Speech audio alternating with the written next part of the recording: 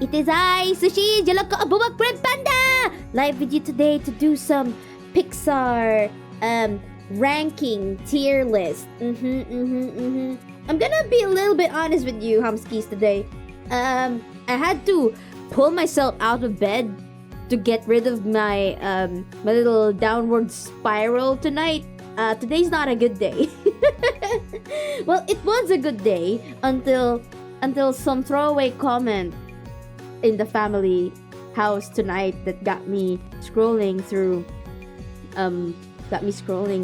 doom scrolling for like 2 hours in my social media accounts, not really liking anything, nothing really making me happy or anything. And then I laid down in bed and cried for like 5 minutes to myself while hugging one of my pillows very tightly. Yeah, it's I'm not in a good headspace today because of that, and I really just wanted to lie down and not yap about certain things. But also, I didn't want to just do that. I didn't want to wallow in self-pity and shit. So here we are. I'm gonna give myself positive vibes today. I'm gonna give myself positive vibes, and you as well. Yeah, I was literally seconds away from typing in the Discord server that I was gonna cancel stream because all I wanted to do was just crawl up in like a pillow fort or a blanket fort that I was gonna make. Yeah, I am having some antisocial thoughts today. Yeah. Anyway, hey, hello, Kyowa. Oh, thank you for hugging, Shutora. But also, welcome to the stream. Congratulations on getting first. I hope you're enjoying your burger. For me. Oh wait, hold on. I hope you're enjoying the burger. I hope you are. Yeah. Anyway, it's just, don't worry about me. I'll be fine. It's just one of those days where something really. Normally, I would just let this go over my head. It's a regular occurrence in the house anyway. My mom saying all these personal attacks towards me. It's a normal thing she does, and I try not to think about it too much, but today has been incredibly hard to ignore such comments. So yeah, I'm going to try and fight off the evil thoughts by streaming and yapping it out away. It's playing COD Modern Warfare 2. Ooh, how was it? It's an thank you for the patio. Thank you so much. Hey, why isn't my chat working? It was working earlier. Why isn't it working? Wait lang. Why isn't it working? Refresh. Oh god, this might be an overshare, but why is it so normal for feel of family gatherings? I got so much myself too. Yeah, it sucks how it's so normalized. Yeah, right. Like, I don't know. Like, I know, like in my family at least, because I tend to. Well, how do I say it? Because I do come from a medical degree, and I have always been interested in psychology. Like, if I wasn't where I was in my professional career right now, I would probably have gone through psychology. But at the same time, I feel like I wouldn't like being in psychology as like my job. So either way, psychology is a strong suit of mine when I was in college. And once I realized that psychology was a thing that you can kind of figure out how a person thinks, what they say, and all that stuff, I've been rationalizing a lot of what my parents does and psychoanalyzing why they are the way that they are. Ooh, thank you so much for the hydrate, Envy. I will drink. I need a drink, but do you think I should get alcohol downstairs? Is it one of those nights? Thank you. I will stretch the bad vibes away. Eto ne. So like, where was I? Oh yeah, so might be overshare, but there are some things that I feel like she does because of how she grew up, and she's either trying to, I don't know. Iba ininom eh. I don't know. I don't want to overshare because it is it is like it is a public space, and I don't want to overshare what issues is in my family. But I guess I'll just start with me instead of my mom. Just me. So, my mom can be overtly negative sometimes. Like she can be very anxious about certain things, especially when I try to ask her if I can do certain things like this and that she normally wouldn't do on her own. She gets really anxious and she gets angry when she's anxious. So I guess when I grew up, I learned to be the exact opposite because I did not want to be the same as her. I do get anxious sometimes, but I try to be more positive about certain things because she's always going to be negative about it. So me, I even though I see some negativity in certain things that I would do, or everything out there, all the negativity that's happening out there, I try to keep a positive attitude towards it because I do not want to be like her. And sometimes that negativity is pointed at me, even though I'm just trying to live my best life here without her ruining it for me and stuff. But yeah, most of the time that works. But today has just been a difficult time. Yeah, it's just become a difficult time. So I just locked myself in my room, and then I curled up into a ball, hugged the plushie, and cried for 5 minutes, and then I fell asleep. After that 5 minutes of crying, and then I was like, okay, I don't know if I want to stream today or if I want to stream today. And then surprise, because I didn't even set an alarm. I didn't set an alarm, but after that small little nap, I woke up at around 8:15, and I was like, God damn, my body is routinely aware that I have a stream at 9. The jump scare hours. Mirko's streak. Well, Mirko's not here. Shu got the first today, so Mirko's streak is broken. I just curled up into a ball. My mom though starts screaming at me specifically. Yeah, maybe it's a generational thing. Do you think it's a generational thing? I don't know. My coping mechanism when I feel anxious is to eat. It's kind of unhealthy since I overeat. I'm trying to break that coping mechanism, but I feel like wait, hold on. I never had that coping mechanism when I'm stressed or anxious. When I'm stressed or anxious, I tend to lock myself away because I don't want to like bother anybody. I do talk to some people, but I don't want to talk to them like verbally.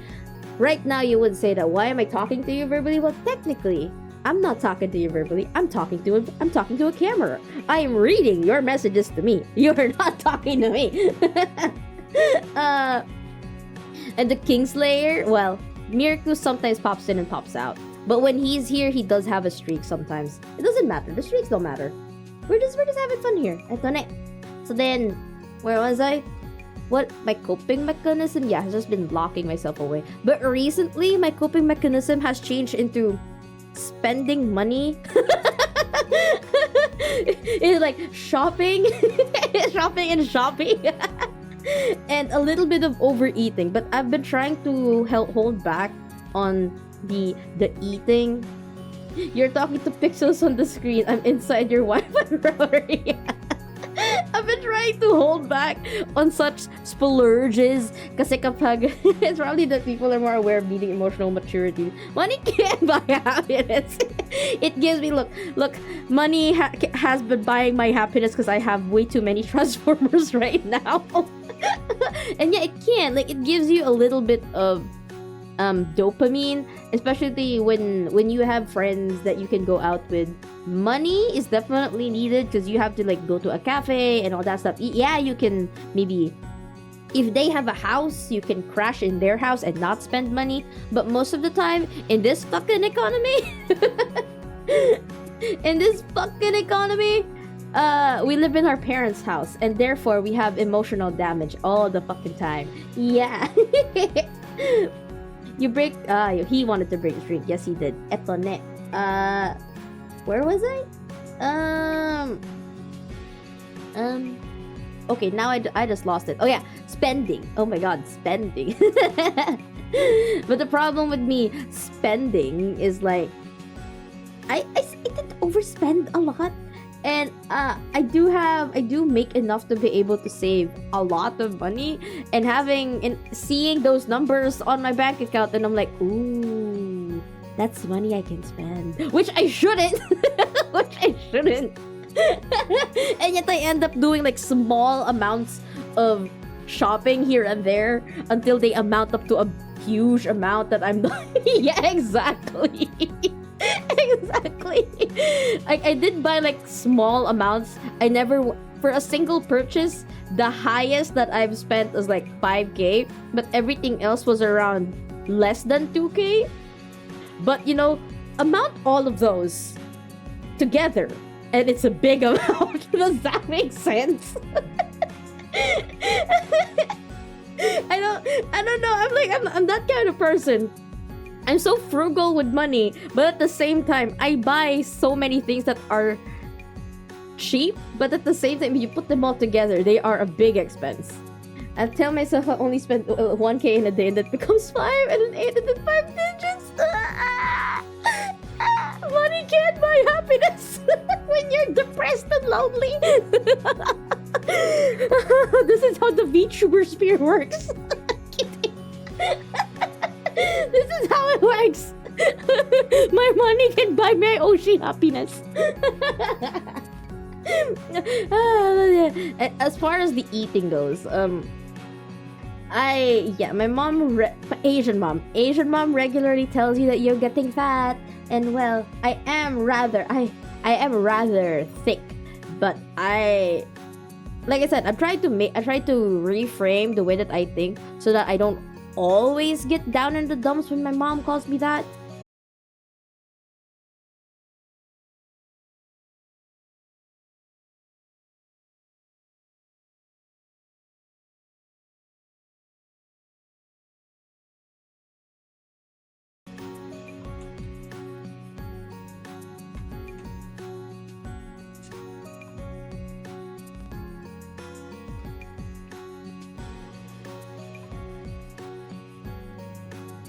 Are we back? Hello? Hi! Okay, we're back. I just reset the internet. How are we back already? Oh, I'm connected to a different internet. Hold on, I will reconnect once again. I will reconnect once again with the internet that I have in my room. Hold on. Hold on. I will be disconnecting once again. A little bit.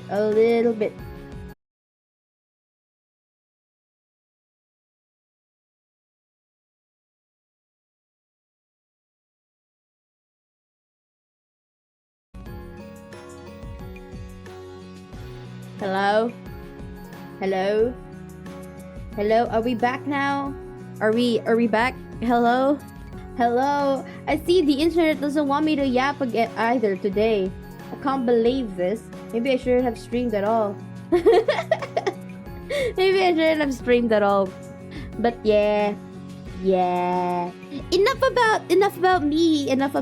Like doing I reset mix it up. Remember when my internet dies, I have to reset it. It doesn't work. Hold on. I don't know why it does that. I don't know. So many things, so many wrong things are happening. It's all stacking up together. And I don't like it one bit. Sorry guys, I'm eating the fiber cables inside the router. Oh yeah, because you're a pixel inside my router. Stop it! Stop what you're doing. Get some help. Okay. Hold on. I will reset it. Refresh. Okay, I think that should work now. I think that should work now. I will give you a free surprise if it works. Surprise. There you go. Boo! Nagulat kayo dun, no? Anyway, yeah, that's enough about me wallowing in my self-pity. Let's go talk about some movies. Hooray! Movies! Yay! Oh my god, I turned off the fucking boom sound. Alright, hold on, let's do it one more time. Boom! Boom shakalaka. There you go. Boom, boom, boom. Panes. Also, hey, did you miss the little borders? I haven't used the borders in a while. Oh, wait, hold on. Why are there multiple things at the sides? Hold on. There you go. And then I move the chat box a little bit higher. If I just get higher. Boom, para. Broski, check the audio on the scene. What scene? Ito.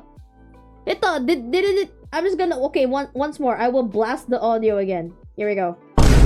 There you go. Did you hear it? Did you fucking hear it? Does it work? Boom. Bam! Hey! Don't hit yourself with the steer chairs. Steer chairs. Anyway. We're gonna try...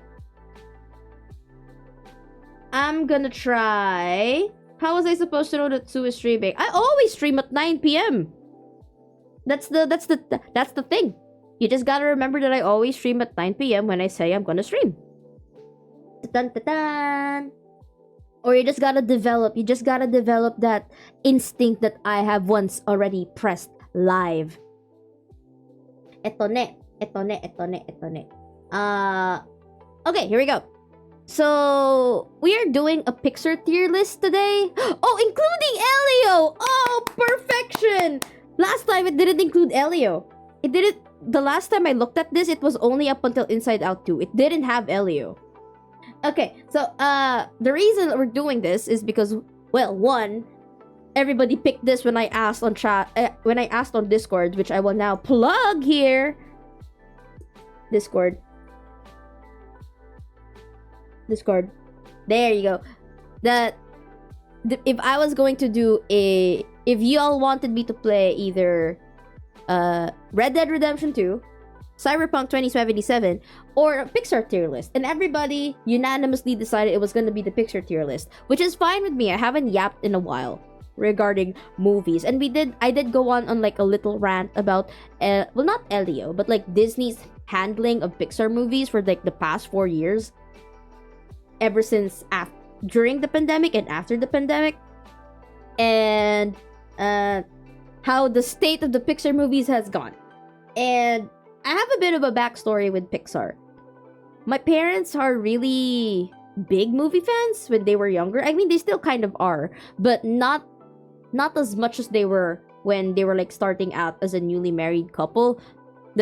That would be like their date nights. They would rent a movie and then watch it and all that stuff. And they would buy DVDs of movies that they liked. And when I was born, around the time I was born, that was when animated movies were starting to get their footing in the mainstream market, especially Pixar Disney. So some of the first few movies that I've ever watched as a kid were Pixar movies. Most especially Toy Story and Bug's Life.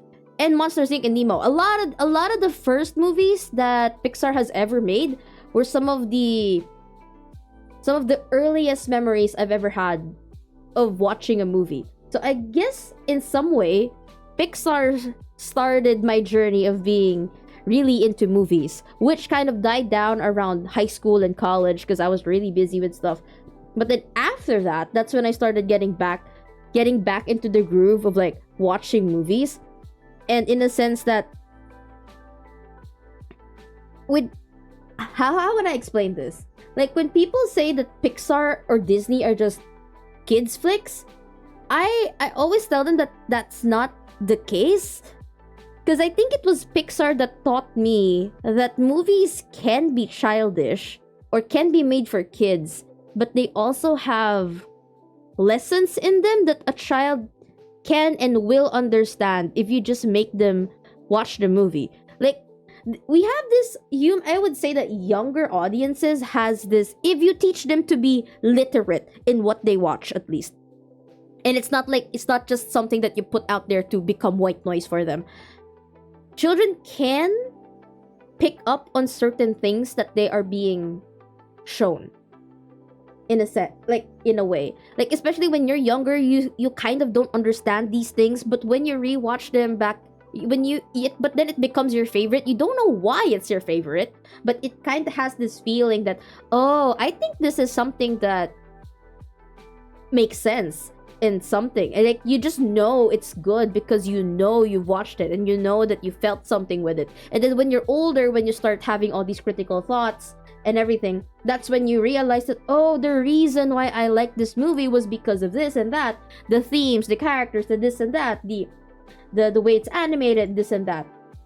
And with Pixar, I think that's where I started having, that's where I got my quote unquote my taste. My taste. I'm sorry, no. Well, I wouldn't really say it that way, but this is where I started. This is where my exposure to movies that are very thematically well thought out came from. Like, I like movies that are thematically thought out. Like, I sometimes don't care if the plot is bare bones, like Elio. Elio wouldn't really be like, I can definitely say that Elio, compared to every other Pixar flick here, is kind of not that good of a plot. I mentioned this last Friday. It doesn't really that have of course the TM pipeline doesn't really have that very, how would I say this? Not really groundbreaking plot, but the themes that were the themes that it held definitely made it a top tier Pixar movie for me. Yeah, does that make sense? Does that make sense? So okay, this is now and also Pixar movies are kind of a little close to my heart as well, because when I was in high school, we had this research paper that we had to do. It was our introduction to research, and we had to like pick a topic that we would do a research paper on. And the one at that time, I was really, really interested in animation. So I wanted to and at that time as well, it was during the era when Disney and Pixar was, mostly Disney. Pixar has always done 3D movies. Disney was shifting from traditional 2D animation to digital 3D animation or CG animation. So I was at that cusp of reading through articles and studies of like the history of traditional to CG animation, the shift in movies and stuff like that. So I read a lot about that shift from traditional to 3D just based on Pixar's history. Toy Story, I know a lot about them because that was one of my main points. Because if I remember correctly, do not quote me on this, but this is what I remember reading from my sources. I have sources I cannot remember anymore, but I have sources. Eto ne. Toy Story is one of the first CG animated films ever to have been created. And when did Toy Story come out? Toy Story came out in 1999? 1998? Let me check, hold on. Or was it 95? No, it's not 95. It's definitely not 95. Toy Story 1995. Oh my god, I was right. It was 1995. It's 1995. So Toy Story came out at 1995, and it was, and if you Google how could they have possibly animated a fully CG animated movie, feature-length animated movie, by the way, with 1995 Windows XP computers? Well, I can't tell you how. I just know that it was a fucking amazing feat. And at this point, Pixar and Disney were separate companies. People right now equate Disney and Pixar together, but Pixar has always been separate from Disney. Pixar is its own thing. Disney, they partnered with Disney to be their distribution company and stuff. So now they've been like regularly tied together, but they're always separate from Disney. Eto ne. Toy Story was miles ahead of anything at that time. Exactly. If you look back at it, it's kind of uncanny now. But if you compare it to other movies that came out at that time, this was miles ahead. And Toy Story is very near and dear to my heart. This is actually the entire Toy Story franchise. I grew up with it. And me and my sisters would regularly put this on in the morning with Toy Story 2. Toy Story 1 and Toy Story 2. Bugs Life, Monsters Inc., Nemo, Incredibles. We like before going to school, after going to school, we would always have this put in the DVD and in the DVD player. I'm pretty sure that at some point we have destroyed all of them, the CDs that we have, because we have it through overuse. Okay, I will delete this one. Delete the row. Okay, and then I will just name letter D as... Okay, we'll just make it white. This is... didn't watch. I have some movies that I didn't watch, surprisingly. Didn't watch. There you go. My parents bought me an iPad at the time, and I was full of Pixar movies. One of them was Toy Story. I watched it so much, I memorized every line. I was that into it too. I was down that bad with Toy Story. No. Peak cinema. Ito na, and then we also have recommended. Good shit. This is good shit. Good shit. Ah, what the hell? I actually want to rewatch the entirety of Toy Story. It's been a while. Good shit. Oh no. Too heavy. Too heavy for people.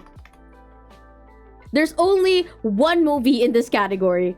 There's only one movie in this category. Is Pixar. Is Pixar good? There you go. Alright, so we're going to start from the bottom, from the... Yeah, from what I call it, the oldest to the most recent. The oldest to the most recent.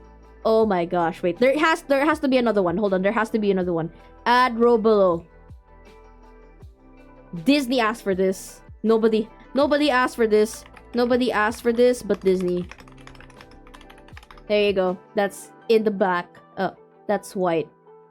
There you go. There's only one movie in this one and only one movie for Too Heavy. Anyway, let's continue. Okay, so first, Toy Story. If you're not familiar, this is one of my favorite movies of all time, including Lion King. So we're gonna put this in peak fucking cinema. What I really liked about Toy Story was that it's essentially a movie. Well, I wouldn't... it's been a while since I watched Toy Story, but I just remember that I would watch this night and day. I remembered most of the lines like shoo. My sister is like a really big fan of Buzz Lightyear. We still have one of his original toys from the Disney park.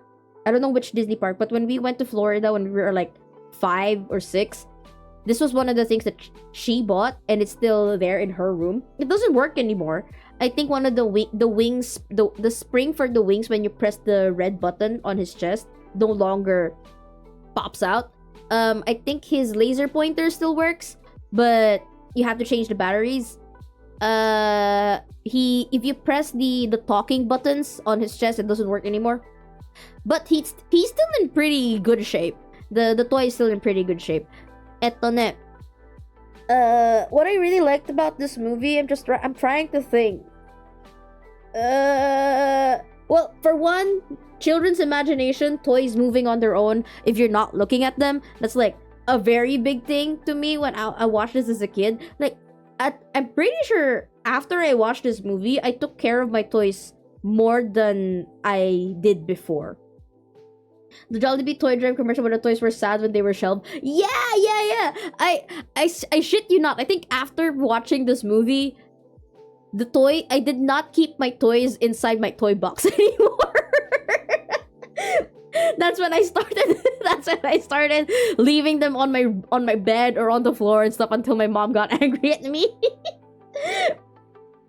Which is the bed? What do you mean the bed? That in Toy Story made me... Oh, which is the best? 2. I would say 2 is the best. 2 is... Oh my god, yeah, 2 is the best for me. I like 1, but 2, I love 2 so much. 3 is okay. 4 is an eh. 4 is an eh. I do like the ending of 4 though. A lot of people don't like the ending of 4, but I like the ending of 4. Anyway, in terms of themes, what is the themes of Toy Story 1? Made me feel bad so much I rotate when I was playing it, so no one got sad.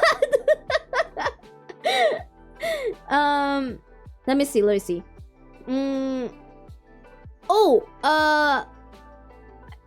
I don't actually know what the themes of Toy Story 1 would be.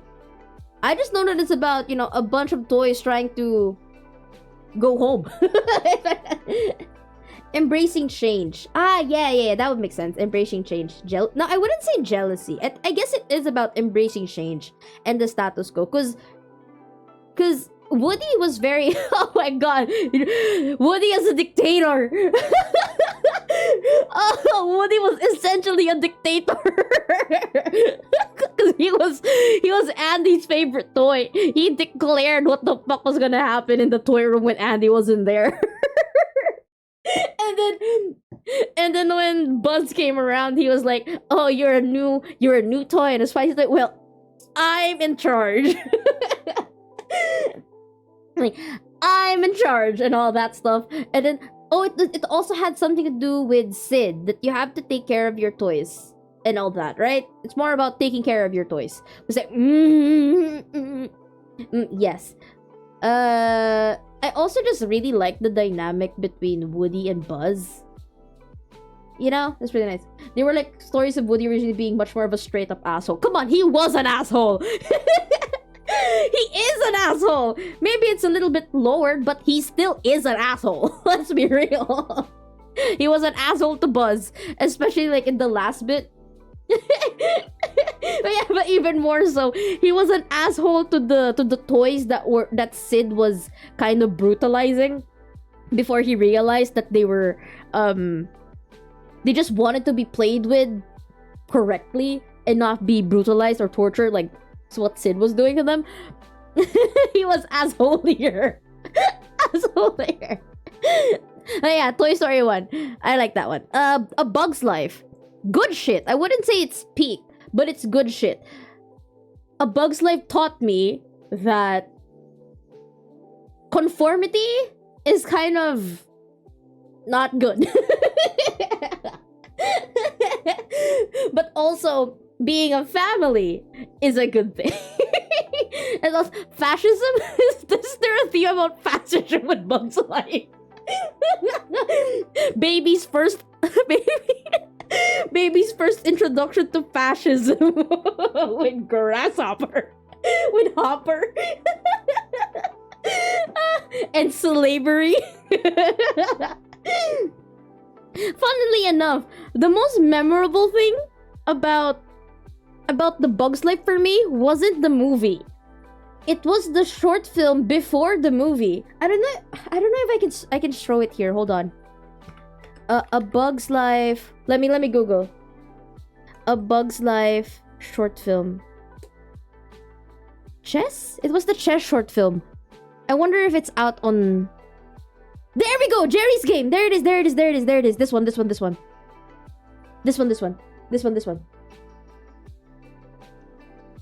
Let me play it. I don't know if you know this, but I really like this short film. Compared to A Bug's Life, this is what I like the most.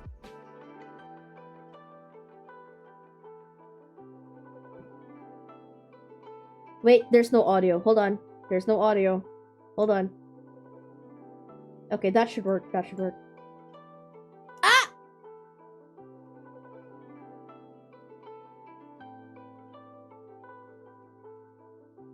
Ah! Oh, no.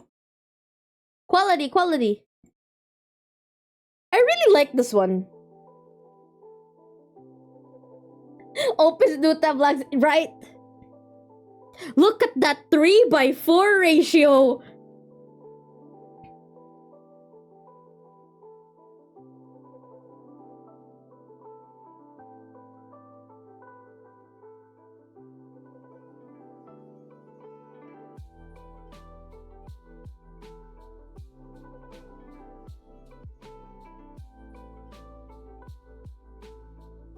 Because there would be no audio when the VOD comes out. PS1 graphics.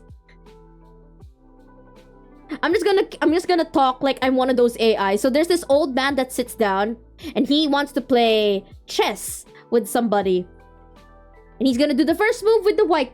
But there's nobody in the part. So then look at what he does. He goes to the other side and plays with himself. He's gonna do the move for the black as well.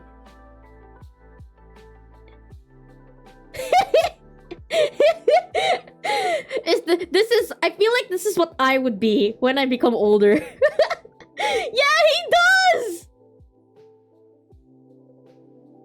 Hey, I'm being genuine here. Not talking about any innuendos. It's so funny too, like he has two different personalities when playing this game. The other one is very arrogant and on the nose, while the other one is just... Exactly! No, actually, when I play chess, I'm the other guy. The guy without the glasses. That's me. Do I know how to play chess? No, but that's me when I play chess.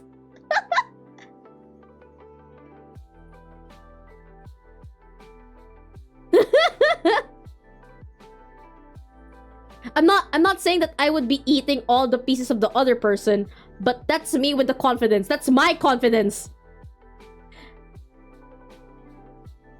This is how I am with my Transformers? Yeah, probably. Yeah.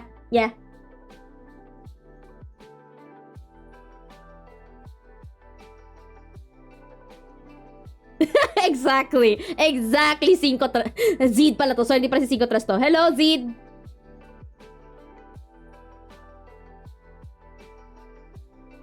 And also, I'm actually not sure, but I think this is the same design. The old man is the same design of the toy maker that they had in Toy Story 2. Or maybe it just looks the same. I'm not sure. I have to show you. Bro, he died! The guy with the glasses died. He's so delusional! I love it!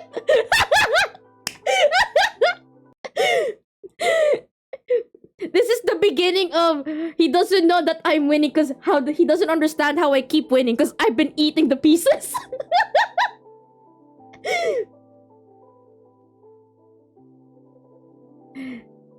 It's his turn. He's won. Yeah, he does look like the same, right?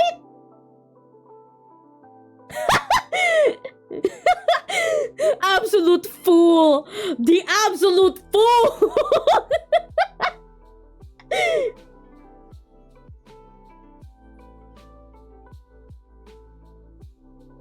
I can't believe he just took it. My guy, he turned the board. He's an old man. He has amnesia. He's the same man. Why am I saying it like this? Like they're two different people.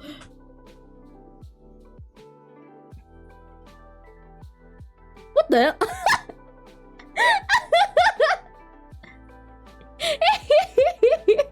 I fucking love the short. This lives rent-free in my head.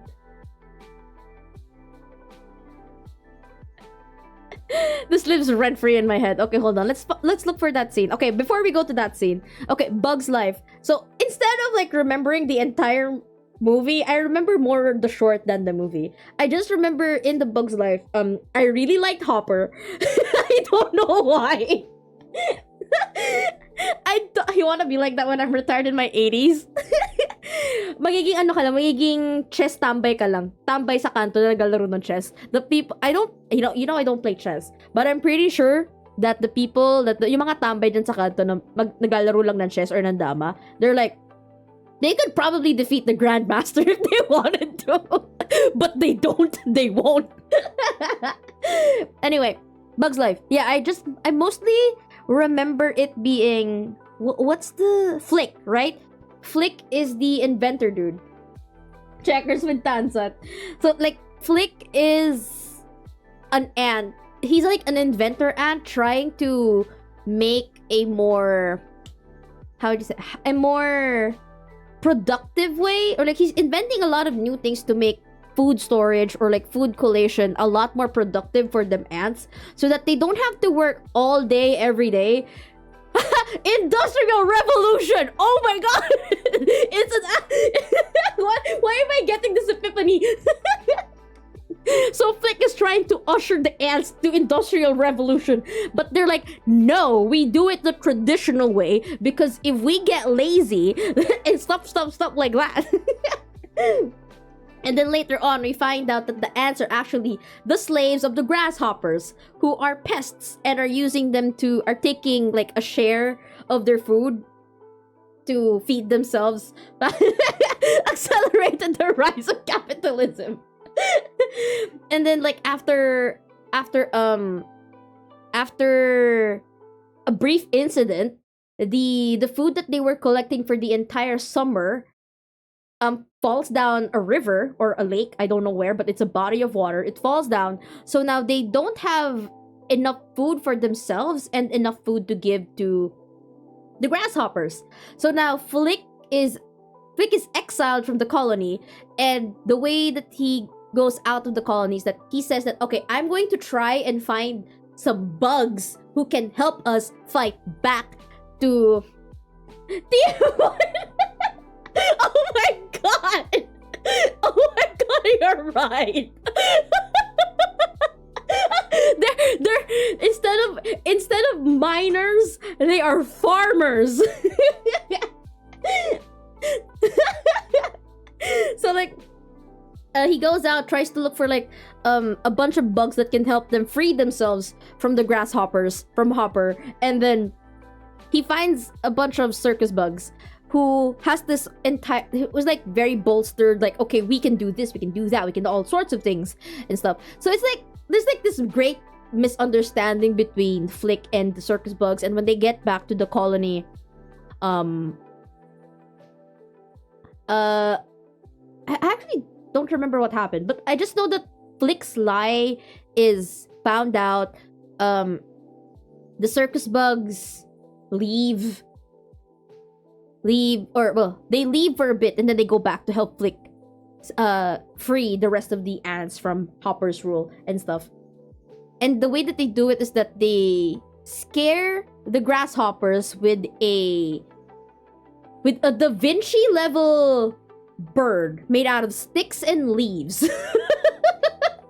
I swear, Flick is like Da Vinci with all his with all his mechanical inventions. And then Hopper finds out that it's fake, he burns it and all that. Anyway, and then the real birds pop out and then they eat Hopper. It's yeah, I think it's a good movie. It's not the best movie. I think it's a good movie. I don't think a lot of people would have Bug's Life as their favorite Pixar movie. It wouldn't be mine as well.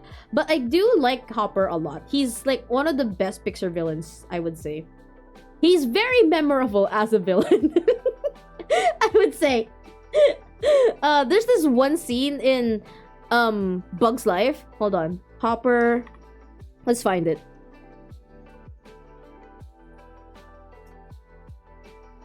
Bug's Life. No, not The Arrival. This one. This one. Baby's first introduction to how the powerful keep the powerless chained to their situation.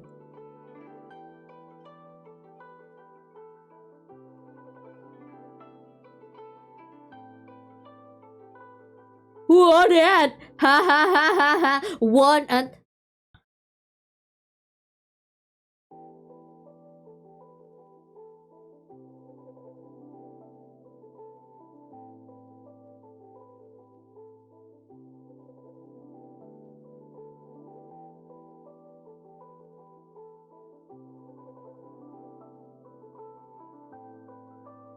he's so unapologetically evil. I love him.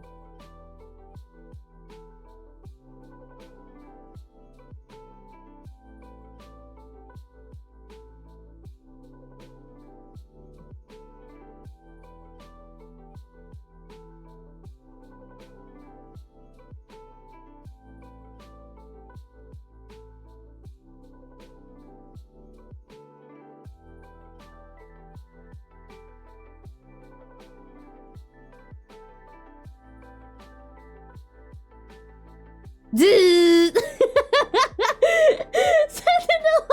I fucking love that scene. That's like one of my favorite scenes in Bug's Life. That lives rent free in my head.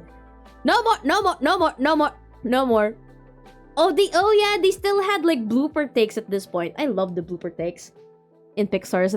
When did they stop doing the blooper takes? Incredibles? Did they stop doing the blooper takes in Incredibles? I know they had blooper takes in Toy Story 2 and Monsters Inc. I don't know if they had blooper takes in Nemo. I don't think they did. It was Monster Inc. They stopped doing blooper inks in Monsters Inc. Anyway, Toy Story 2. Fucking peak! Better than Toy Story 1. Fucking peak. I fucking love this movie. So, at this point, I was already... Cars still had them? Did they? I don't remember if they had the bloopers reel. I wish they bring back bloopers. They are fun to watch, right? Wait, does Toy Story 3 have...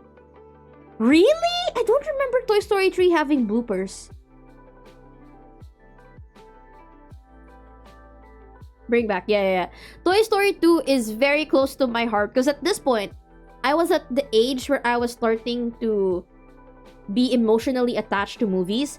Because one is nostalgic because I grew up with it. Bug's Life was also nostalgic because of Jerry's Game. I wasn't attached to the story, but Toy Story 2 is when I got attached to a movie. Because at this point in time, I don't know how old I am when Toy Story 2 came out, but I was at that point where I was starting to grow up from toys. So Jessie's story was very near and dear, very near and dear to my heart. I was starting to grow up from toys and I was being more focused into my studies and all that. Being more into anime, actually, instead of just toys like Beyblade, Power Rangers, Zoids. Yung mga nabibili dyan sa mga sari-sari store, yung mga changgian, I wasn't playing with them as much as I did before, and I was mostly just on the internet watching anime or YouTube or playing outside without toys. You know, yung mga piko, habol-habolan. I wasn't playing with toys. See, I told you! It was Monsters Inc. I don't remember there being in Cars. I don't remember there anything being in Incredibles either. Or Nemo. Hold on.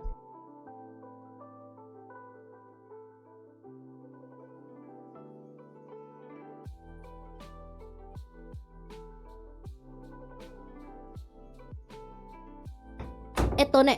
So then, with Toy Story 2, together taught me to appreciate even the cheap toys, right? And then, Toy Story 2 was also when they started showing that people do grow up from their toys, but how people deal with growing up with their toys differs. Yeah, sorry, my sister went back and took my iPad. Borrowed my iPad. So like with Woody, he feels like he's being forgotten by Andy because he's growing up. And I think he got broken. And then he was left on top of the shelf and he thought he was being thrown away. But at that point, I think Andy just went to camp and he was gone for a while and he was sort of collecting dust in the shelf while Jessie was actually thrown away. Well, not really thrown away. She was given away. But she was also emotionally attached to her kid. And being given away like that, not having a chance to be played with after, because she was bought by a collector instead of being given to another girl that can play with her. She felt betrayed by humans. She felt betrayed by humans. And my god, the part where they started playing that song. Oh god, I'm gonna play that song. When somebody loved me, I was there to dry her tears. Here we go. Every hour we spent together, thing was beautiful. Spent together. I'm gonna cry again. This was what solidified 2 for me.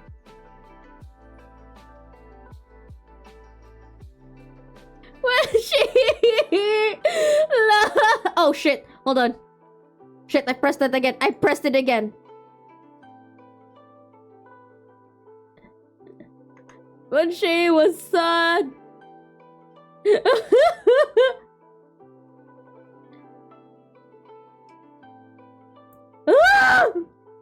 Young me was not ready for this.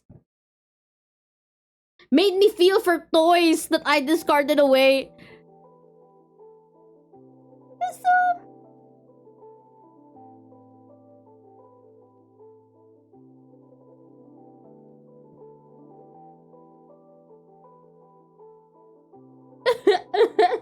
It was meant to be.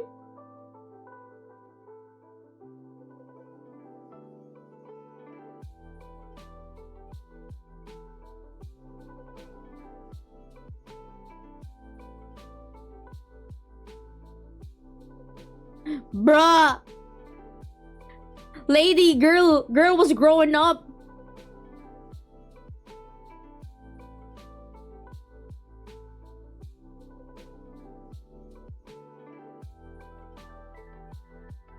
Ah! Ah! Ah!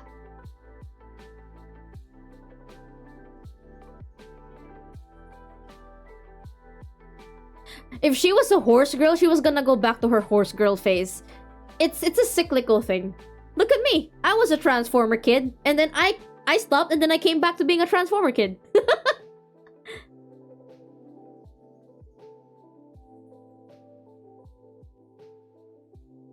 Oh no, there it comes. There comes the tears. There comes the real tears. It's happening.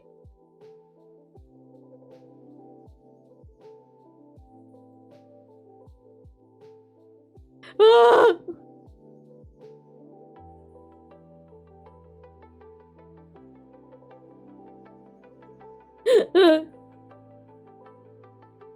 Still chill. Why are you doing this?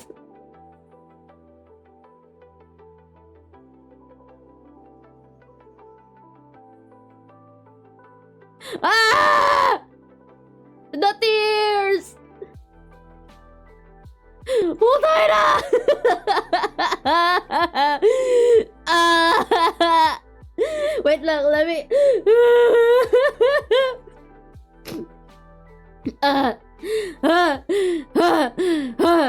Now buy Disney. What do you mean? I have Disney Plus.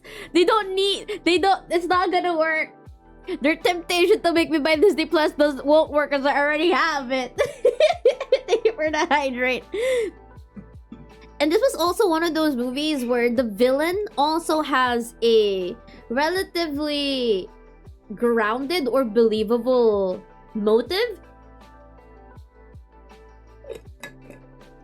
Cause was it Prospector Pete? Prospector Pete. It was Prospector Pete, right? The Prospector is supposedly also a toy, but he wasn't played with. He was immediately bought from the shelf and put up, like kept inside his box because he was a collector's item, quote unquote. So he wanted to take away that feeling of being played with by a child from Woody and Jessie, because all he ever knew was to be in display and to be in mint perfect condition. Woody was and still is a child's toy. Jessie was already donated away, but instead of being in a little girl's arms, she ended up being in the chicken guys collection, where she was kept in pristine condition inside the glass case. It kind of also reminds me of what I'm doing with my toys right now. They're in a glass case. They're there to look pretty, but I sometimes play with them. Yes, I do, in the appropriate way. Okay, don't misconstrue. Wow, misconstrue. Misconstrue. Don't misconstrue me. I don't play with them in that other way that you're probably thinking about. I play with them like I would, like fighting robots. Pew, pew, pew, pew, pew, pew, pew, pew. Like that. Anyway, Toy Story 2. Peak. Fucking peak. I loved it. I love it a lot. Oh, it's also here where they have this little throwaway gag with the new Buzz Lightyear character that they have. There's another, like, they have two Buzz Lightyears in this movie. The one that's owned by Andy and the one that recently got out of a box. I like the other Buzz. He's so naive compared to how Buzz was, and like Buzz was going, I used to be like that. And then they also had this throwaway gag, like a Star Wars reference, that Zurg is actually Buzz's father. Which kind of messed up with the lore. Wait, when did the Buzz Lightyear movies come out? The other Buzz Lightyear movies, not the other one. Buzz Lightyear of Star Command movies. The animated series. This one! When did this come out? 2000. No. The other one. This one. Does nobody know of this? Buzz Lightyear of Star Command. Yeah, the cartoon. This was a movie. It was a movie and then a series. This one, the one with Mira, this girl, I like her. Her name is Mira. It was a show. It was a movie and then it was a show. Or was it a show? Actually, I guess it.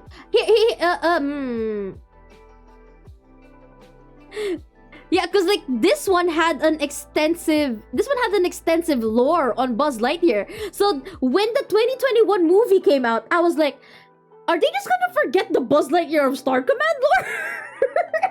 Are they just gonna forget about it? See, no, the Buzz Lightyear of Star Command: The Adventure Begins is a movie, and then after it, the Buzz Lightyear of Star Command is a television show. So from here, I don't know if they canonized the whole Zurg is his father, or that was like just a throwaway gag from Star Wars. But either way, I was like, that's funny. I wish they keep that in the Buzz Lightyear movie from 2021. But guess what? They didn't. They made it worse. Okay, Monsters Inc. Fucking peak. Put it up here. Is it better than Toy Story 1 or Toy Story 2? I say it's better than Toy Story 1. I really like Monsters Inc. I wouldn't say hey, wait a minute. Is Monster University here? There it is, Monsters U. Monsters Inc. I don't know what to say. I just really like this movie. I'm pretty sure there are themes in Monsters Inc. that can be explored similar to how Toy Story is. But I'm just not saying. I just don't remember what it is. I guess be nice. I wouldn't say be nice. I don't know what the lesson of the story in Monsters Inc. is. I have to rewatch it to remember. I just know that I like Boo a lot. I like Sully and Mike Wazowski being together in a totally non-gay but platonic way. But totally gay way because they are roommates. Don't scare people. But that's how there's okay, what I really like, I would say that what I like about Monsters Inc. is their world building. This was one of those one of the first movies that I ever watched where it had an entirely different universe. Like Bugs Life just felt like, it's similar to Toy Story, where it's the human world, but they kind of give the perspective to things that you normally wouldn't think have lives, quote unquote. And then Monsters Inc. had its entire world built separate from the human world. So their energy is made out of screams. They have, for some reason, these doors that can trans-dimensional warp to the human world and all that. Don't be a prick from the workplace. Don't be a prick. Self-discovery or something. Was it self-discovery? Because Sully was really good at his job. He was good at his job. Hold on, let's ask Wikipedia. What's the theme of Monsters Inc? Inc. Galing ko mag-type. That I said theme, not. My letter H key is broken. Overcoming one's fears and the idea that the idea of laughter is more powerful than screams. I guess. Laugh away, laugh it all up. That's what I'm doing too. Overcome my fears and anxieties with laughter. Hey! That answer sucks, bro. See?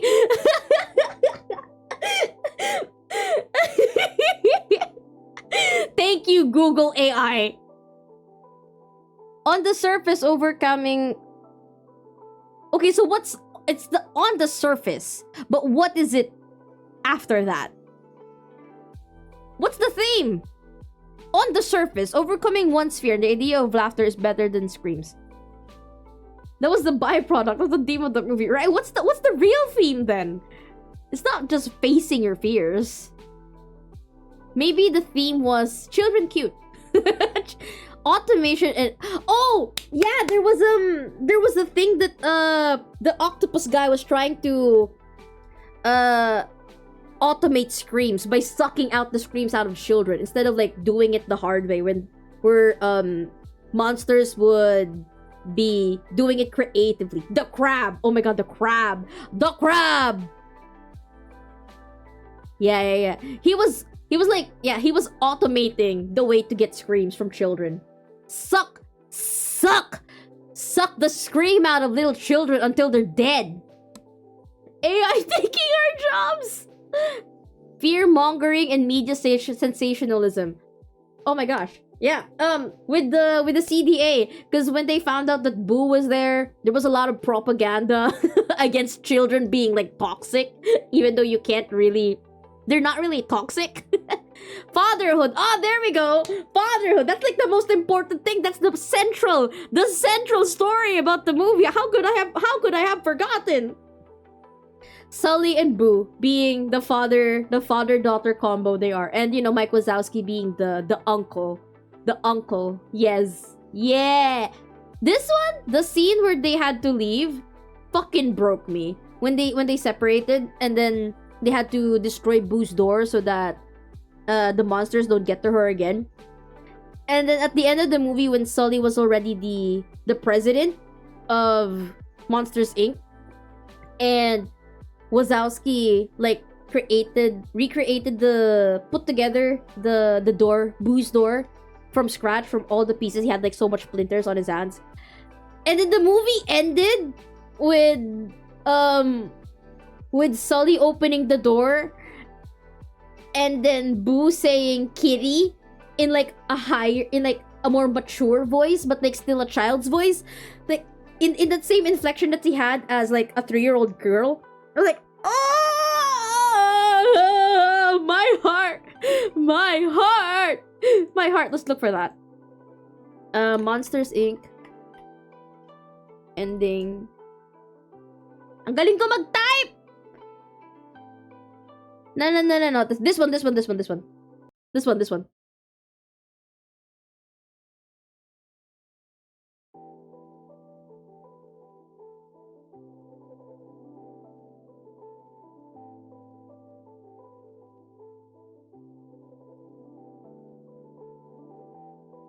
Sultry sound of my voice. Okay, they're definitely fucking dating.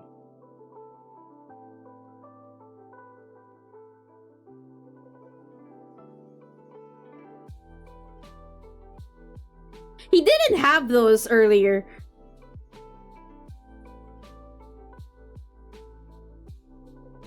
Oh, and also the music playing here at the background. Oh my god.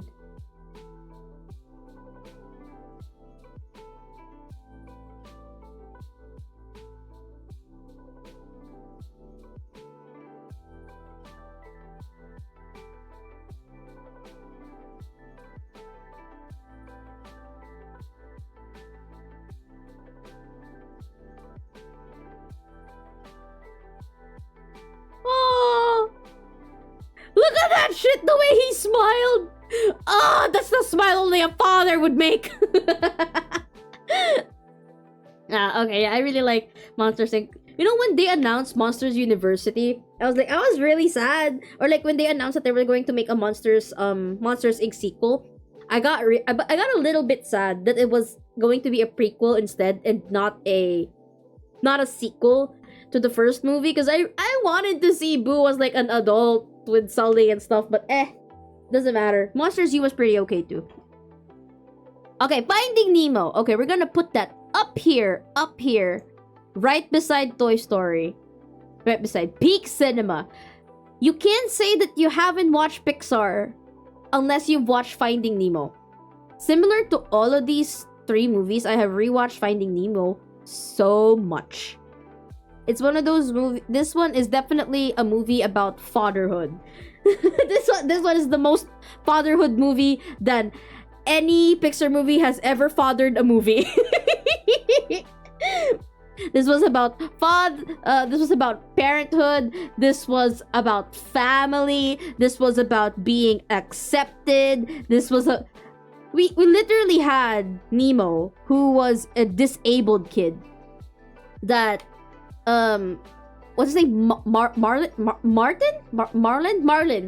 Marlin was being so overly protective about that he was limiting what Nemo was capable of. Oh my god, I just recently realized. This is what I feel like as a therapist for special kids. Because like a lot of some of the difficulties with teaching special kids is that you know what they are capable of, and you know that they can do something much greater than what their parents think they are able to do, just because they are, this special kids. I wouldn't say disabled. They're special children, or like they're children with special needs. So yes, there are some things that make it difficult for them to talk, to understand, and all that. But when you live your life with these kids, you know that there are some things that, yes, they definitely cannot do, but there are some things that they can do even better. And if the parent themselves doesn't see that, or doesn't want to see that their kids is capable of doing something else, that the expectation, I don't know if am I making sense? Am I making sense? Like, because like with Nemo, he is limited, and Marlin knows this. Marlin knows that he's limited, and he's protecting Nemo by not making him go out there into the greater sea, to not explore more of himself, what he can or cannot do. He's limiting him already, even though Nemo doesn't know what his limits are by himself. So like, Nemo going out there out of spite just to show his dad that I can do this on my own, even with my bad fin, is like, yeah. Online ka pa pala. Oo, online pa ako. 10 o'clock pa lang eh. 10 o'clock pa lang, ano ba? Like, this is one of those really good found family movies, and the son and the parent getting their own realizations about what they want, what they are lacking, what they're doing wrong with the family relationship. He's a rebellious little fishy. Rebellious little fishy. He is indeed. But also the characters in Finding Nemo, like the side characters, are all really fun. The sharks were fun. The seagulls were fun. A lot of iconic things are in Finding Nemo. The turtles were fun. The people in the fish tank were fun. Darla was fucking fun. Fucking Darla was fun. And the emotional beats in this movie were also great. Like they released a storyboard of the opening scene where the barracuda eats the eggs of Marlin and his wife, and it was a lot scarier in the original draft. Crush was his name or something. Yeah, Crush. I just remember the turtle's name. Yeah, I just like the characters of Nemo. Okay, let's go. Am I gonna look for the themes of every movie that we look for? I'm not. I should find video essays of themes in each of these movies. Or I should watch them and figure out what the themes are by myself as a sort of mental exercise. Ah, good idea. Because it's been a while since I've watched the older Pixar movies. Good idea, good idea. When am I gonna do that? I don't know. Okay, Incredibles. Oh my god. Incredibles is also peak cinema. I'm sorry. You're clearly seeing what my what my top shit. Like I would I put Incredible. Oh no, Monsters Inc. Incredibles. I'm gonna put Incredibles on top. I'm so sorry. Yeah, the one but not the two. Peak. I like two a lot. That two is my favorite. One is great, but two I have more emotional attachment to two. Peak Credibles. Look, man. The Incredibles has the family dynamic that my family has. Okay? Look, I have everybody. Mom, dad. Mom, dad. 3 siblings. 3 siblings. Me, my second sister, and then the youngest sister. In terms of temperament as well, like the family dynamic for The Incredibles, fits my family to the T when we first watched this. My dad was a workaholic-ish. He, at that point in time, I wouldn't say that I'm projecting, but I would say I definitely found some similarities with my family dynamic with The Incredibles. Well, not really the emo part. I wasn't emo when I was that age. More of I was the oldest sister. I was the oldest sibling. I had to take care of the younger ones. Mother always tells me, protect Dash, and Dash was, my younger sister. Younger sister, the second one, she's kind of tomboyish. She's always been tomboyish and an overachiever. And then the youngest was, Jack. My sister doesn't know what she wanted to be at that age. She was just, changing every now and then and that stuff. But, and then at that point in time, I think that was also the time when we went to America to visit my uncles, and we stayed there for like a month. When we went to Disneyland, we bought Incredible t-shirts. So we had like a Halloween costume. We had Incredible t-shirts as like our family costumes, like really cute. I just like Incredibles a lot. Not as much as TS1 and Incredible 2 trash. I think Incredible 2 was like, it's good, but it definitely missed a lot more than it hit. I think it had something to say, but I think it's a little bit too late to say it. And the plots, oh my god, let's just rate Incredibles 2 while at it. Incredibles 2 is Pixar good. It's Pixar good, but it's not peak. Because with Incredibles 2, it was a lot of themes of wanting to have a family, being happy with said family, but also feeling as though you're not satisfied with the life that you're living because you gave up a career for your family. And that's what Bob Parr went through. Like, he was given, can you show, this is just all of the Pixar movies. All the Pixar movies. Until Elio. And then with Bob, he was given a chance to become a hero again. And there was like this allegory of cheating going on. Like, Bob was cheating on Helen by being a superhero behind her back. I think that was pretty funny. While Helen also wanted to continue being a superhero, but she wanted more. She wanted to have a family more than being a superhero and stuff.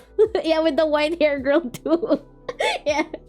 And Syndrome is easily one of Pixar's top villains. I would put Syndrome alongside Hopper and Pete, Prospector Pete.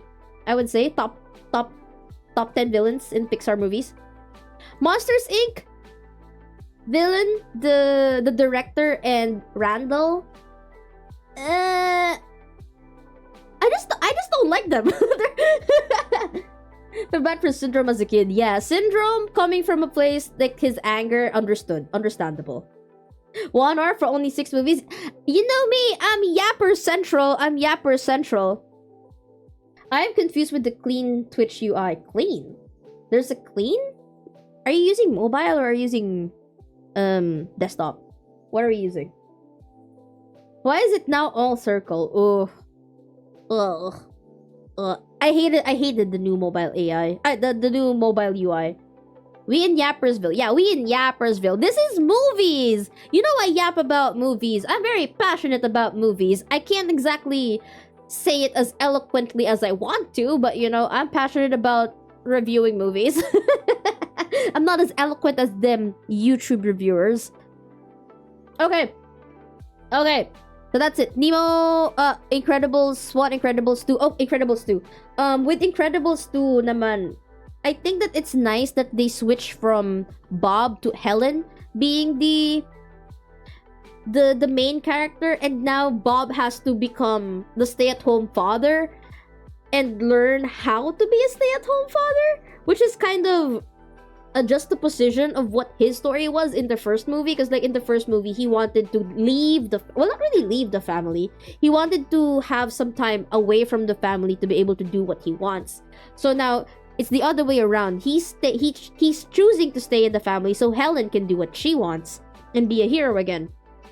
But Bob was also struggling to become a father because he hasn't been the kind of, you know, they are a sort of traditional family by the first movie. So he's struggling to be the father that stays at home, dealing with teenager bullshit with Violet, with Dash's with math, with Dash's math, and then now Jack's power coming to life.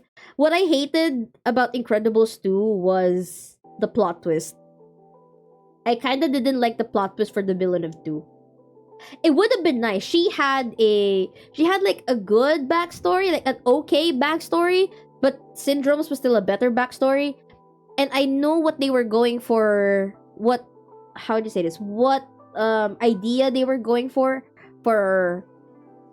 her motive, but it just fell flat at the end. It just fell flat. Anyway, moving on. Cars. Good shit.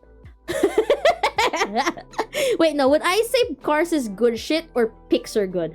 Oh, no. Okay. Bugs Life. No. Good shit. Pixar good. Okay. Cars is better than Bugs Life.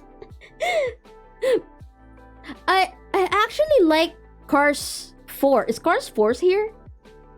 No, 3. I actually like Cars 3's theming better than 1. 1 and 3. And then 2 would be here. Pixar good. A little bit lower. I'm just gonna review all the Cars movies together. So Cars 1 was pretty great because it's a story about humbleness, humbling somebody with so much ego and becoming, how would I say and what's the right term?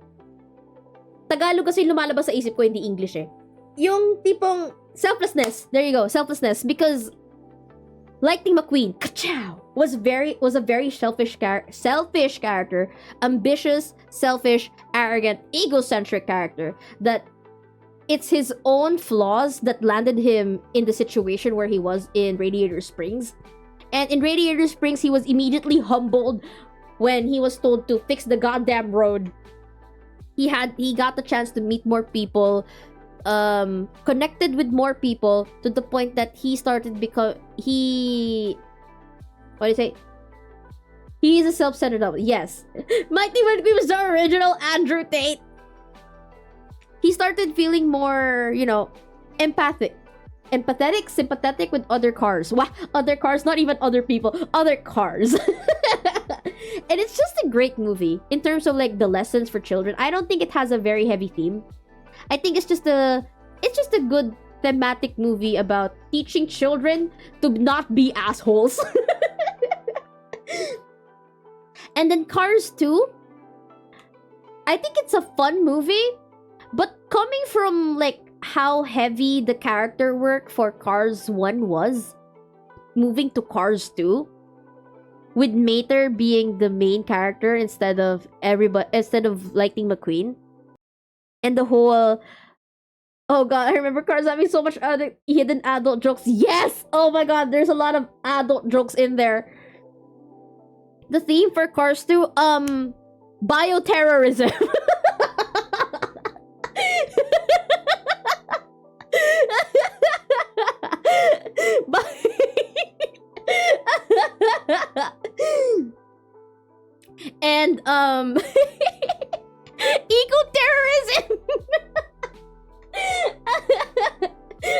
forward that way sucks to me.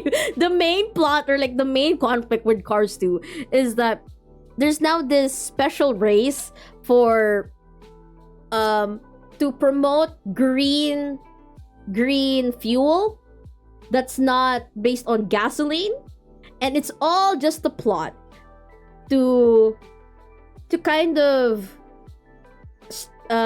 it's a smear campaign. There you go. It's a smear campaign for green fuel. Because even though the race was like saying, we're all using green fuel, it feels better, it's healthier, it makes you faster and all that.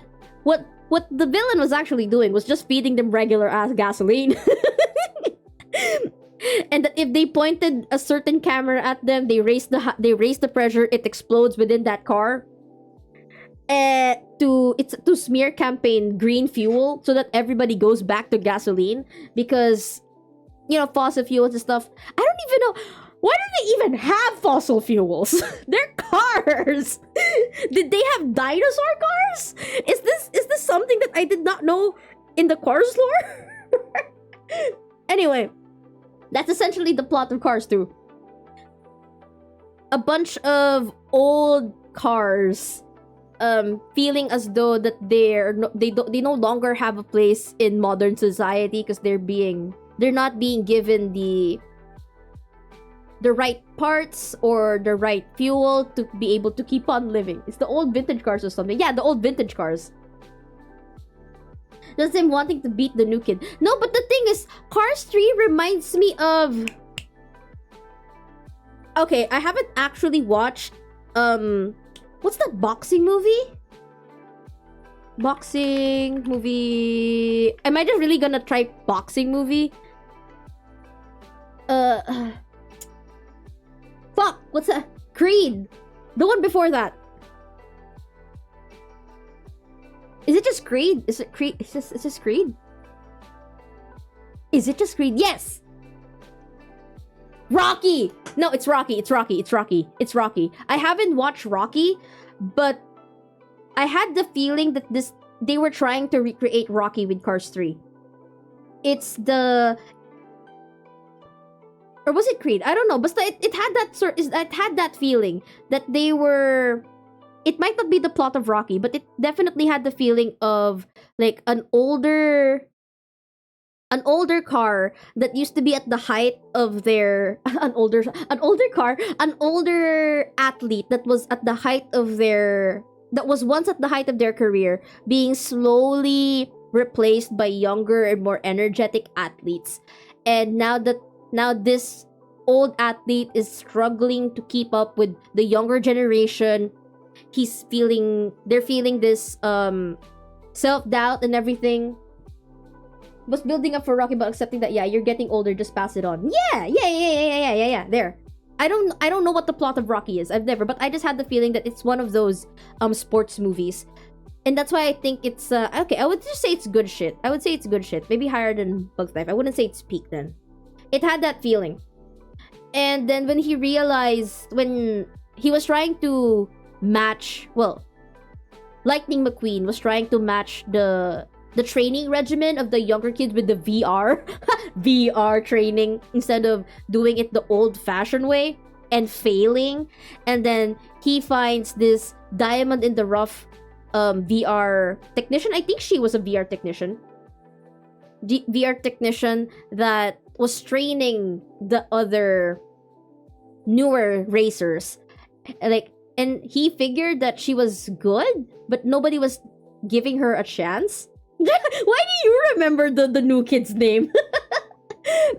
And then he ended up training her in the old grassroots way. Like you learn how to be in the same way that Doc Hudson taught him to go back to grassroots of becoming a better racer.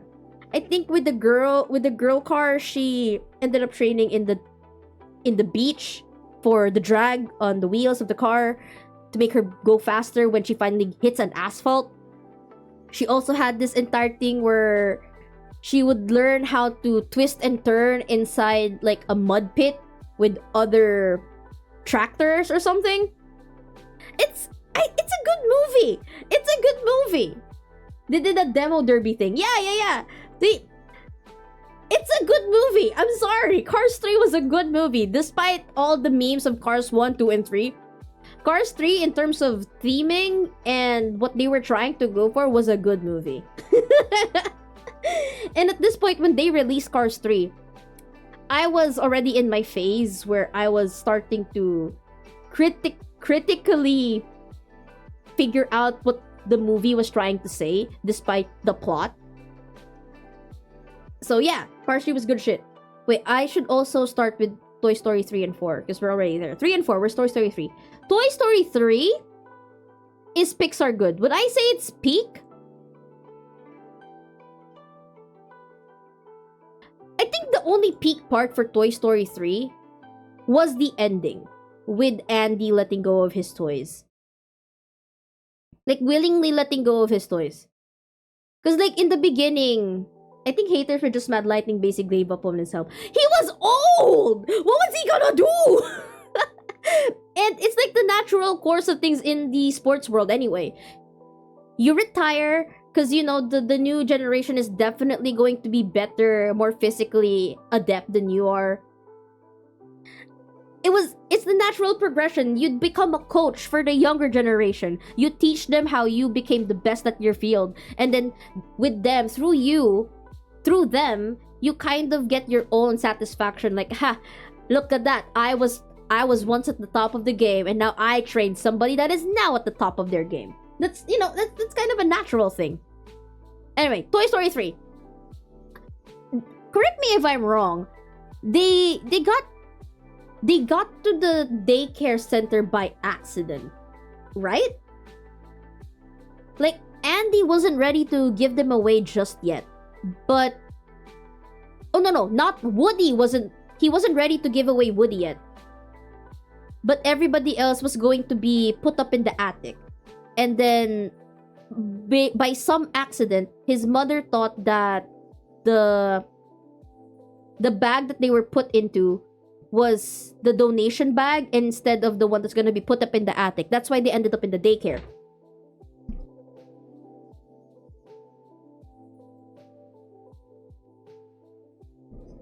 Andy was looking for the toys but gave them up in the end. Yeah. So, I think what made Toy Story 3 good was Lotso. The plot itself was... I don't think it's a lot... It had an emotional center better than 1 or 2.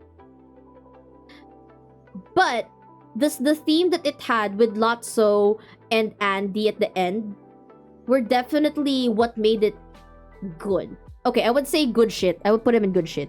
Higher than Bug's Life. Good shit. Not Pixar good. Because it still made me cry like a bitch. And also, Ken was funny. Barbie was funny. Lotso and Baby, I think that's the name of the toy that came with Lotso. Lotso couldn't let go of the fact that he was let go. In the same way, he was kind of like Jessie, but he became more resentful than Jessie was. Jessie just kind of accepted the fact that she was let go. And she got really sad about that.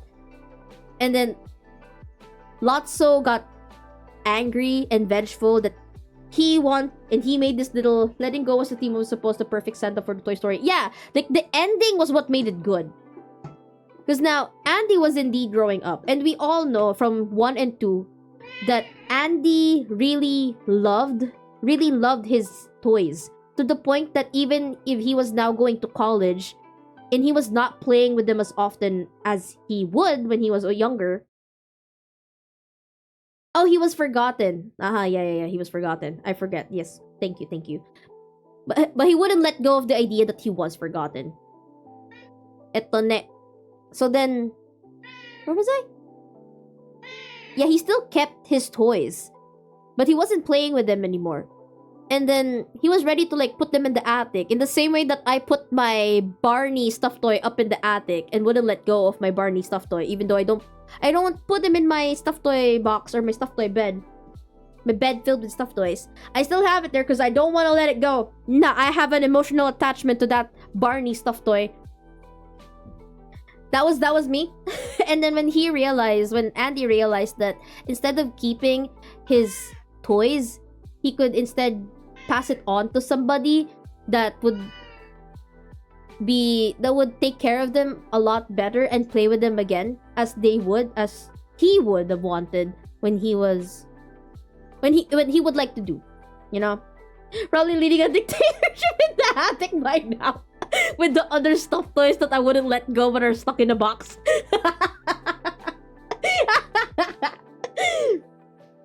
But yeah, Toy Story 3. Toy Story 4.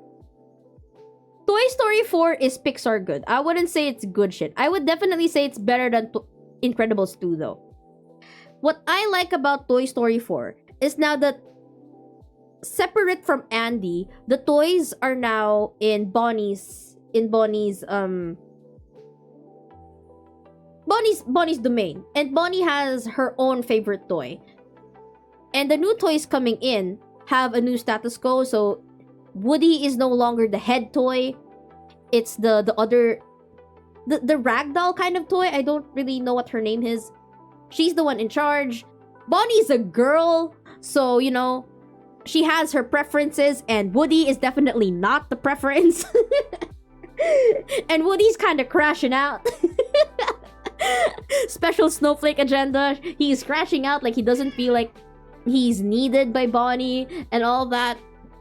And then suddenly, but this time though, he doesn't crash out as much as he did when Andy was growing up, because he kind of knows, okay, look, Bonnie's gonna go to school for the first time. She's gonna meet new friends, but we're gonna be I used to rule the world. So he was slowly easing into people to all that stuff. And then suddenly Forky comes in, who is not a toy, but because Bonnie, through the power of imagination, brings this trash to life. I don't know, I just really like Forky. I just like Forky a lot. And the whole thank you for the hydrate. The plot now centers around Woody's sense of self, or finding a purpose for his life now without Andy. Because for all three movies, Woody's motivation has just been Andy. And, you know, his friends, the toys friends. But for now, in Toy Story 4, his motivation is about him and nurturing... Oh my god, it's fatherhood! It's fatherhood again! Yeah, Toopy's here. It's fatherhood again! Oh, snack.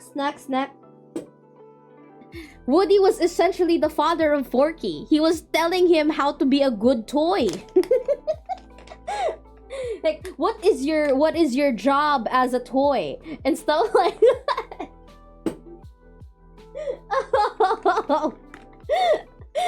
Indoctrination into the Church of Toys.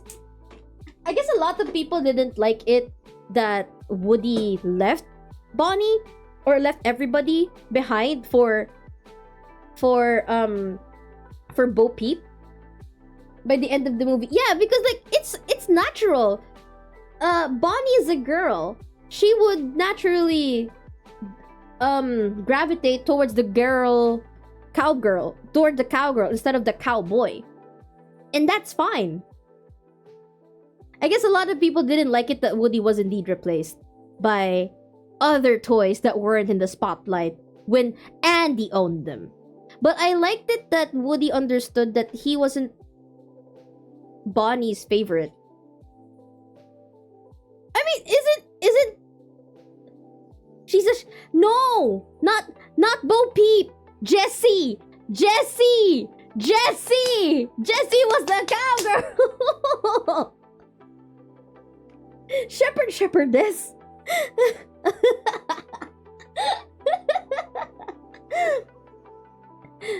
Jesse Pinkman. Yeah, I read Zacer's message, and then I kind of just ADHD bounced off to another idea. But anyway, yeah. I kind of like that Woody realized that Bonnie doesn't really need him, so he decided to just leave and get lost as a quote-unquote lost toy. Because Bonnie's favorite toy right now is Forky, so Forky is much more important than he is. So he decides to leave and have a life. Oh my god, have a life with Bo Peep. Not The best fucking glow up ever goes to Bo Peep, by the way. Bo Peep gets the best fucking glow up ever. Okay, I do have a problem with Toy Story 5 now. With I don't know what the plan for Toy Story 5 is. I just know that they're gonna be up against iPad kids. They're gonna be up against iPads. But with Woody technically out of the picture, are they just going to focus on Buzz and Jessie? Oh my god, the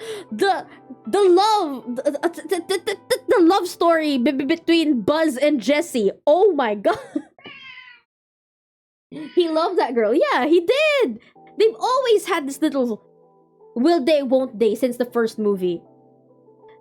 And Bo Peep was one of the first toys that was removed from the house by like Toy Story 3, right? Bo Peep was already gone by Toy Story 3. She was let go. So, you know, this motherfucker was yearning. He was yearning and pining. And I also really like what's the name of the doll that was the villain here in Toy Story 4? I also liked her. The villains of Toy Story has never missed. I like the theme that she represented about toys that never got to be played with because they were defective. And instead were just left on the shelves. And the reason that she wasn't even evil. She just wanted the chance to become a toy, a special toy, or like be special towards some kid. Oh, the real villain in this fucking movie was the store owner's grandkid. She's the real villain. You know how all this time the doll was delusional. The doll was hoping that the grandkid, the store owner's grandkid would pick her up or like notice her because she would play tea sets inside the antique store, and she wanted to be noticed and played with by that girl. And the moment that the girl picks her up, and you think that, oh, she's finally gonna have a chance to be loved by a kid, the girl just throws her away. And okay, hold on, Sophie wants to go out.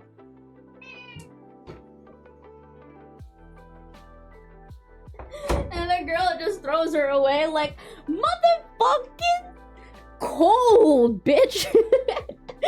Cold. Oh, I also like Keanu Reeves in this movie. Who was he? The Canadian stuntman. I liked him too. They were funny. I like the new characters in Toy Story 4. Will I like Toy Story 5? I guess for the themes that they would have with the whole iPad generation and stuff, maybe. But I don't know if it's gonna be like a good movie. I don't know. Okay, Ratatouille. Peak fucking shit. Peak. Okay, higher than, I'm sorry, Incredibles. Ratatouille, all the way up here. Anybody can cook. Anybody can cook. Let the rat cook. It's one of those movies. I watched this at the time where I was, I don't know, awakened something in me. What, that you were a rat fucker? I'm kidding. That you like French. I'm kidding. I don't know. I just really like Ratatouille. It had a lot of themes of self-discovery and reaching for your dreams and stuff like that. What am I, a furry like you? Maybe, I don't know. And you know, the whole Anton ego thing where sometimes food just has to be food.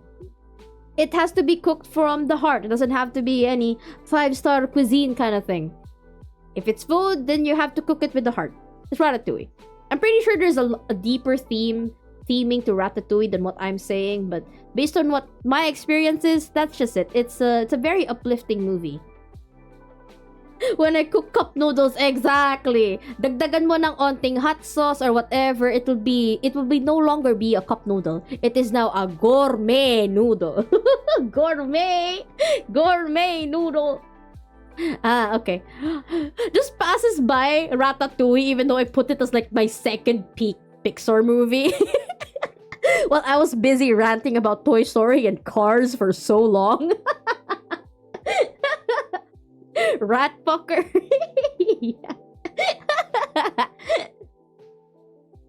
Okay, Wall-E. Oh my god. I'm so sorry. Toy Story 2, move the fuck away. Wall-E is probably one of the best movies I have ever seen. Okay, Wall-E up top, motherfuckers. A movie. Okay, this one I definitely know what the theme is. No, my stream is still pretty good. I'm on green. Okay. Themes about Wall-E. This one I definitely know. It's environmentalism. It's humanity going complacent in place of technology. It's consumerism, industrialism. Like so many themes in this movie, and it's one of those movies where it's one of my first movies where there was hardly any dialogue until the end. Late stage capitalism sucks. This movie had everything. And it's one of those show don't tell. This movie had the best, I would say, out of all of Pixar's movies, had the best showcase of show don't tell. Because of the robots, they somehow managed to make the robots very expressive despite them not having a single line of dialogue. I mean, they do have like beeps and bops going, Wall-E, Eva! And the whole that made the child me feel feels.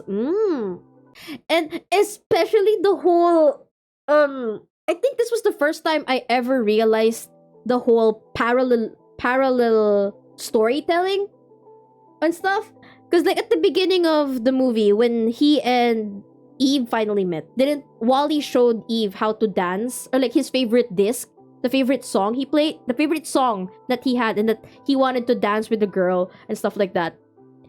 And then while they were out in space, they did this whole dance up in space, and then when Wall-E lost his memories, Eve also played that music to get Wall-E's memories back, and I'm just like, oh, my mind is absolutely blown.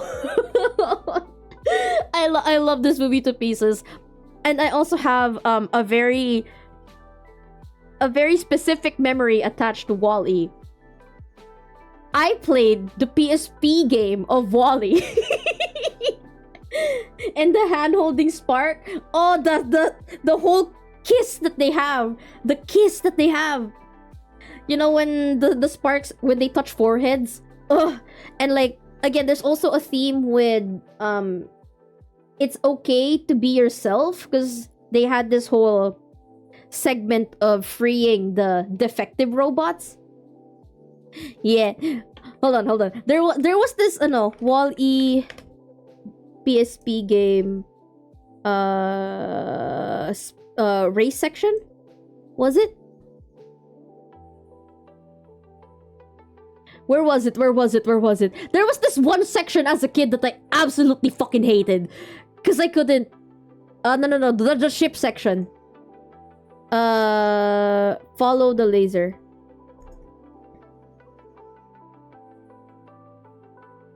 No, not that one. Where is it?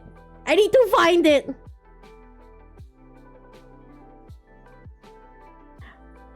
What was it? Ah! Hold on, I need to find it. Was it this one? 3 hours long. Holy shit. Okay, wait, hold on. No. Where is it? Home Sweet Home, Work by Day. This game is only 3 hours long? Why do I remember it so differently? Truck, Sweet Truck, Shipyard. Was it this one? Taking Flight. Not that one. It's the one where... Is it this one, sir? Oh yeah, this one. This part, when Eve was already being taken away. No, because like, in this part, it took me so much time to defeat the level. I was so baby. Oh. Good. Go. Was it this one? I kept getting hit by the roadblocks, and I couldn't make it on time to get to Eve.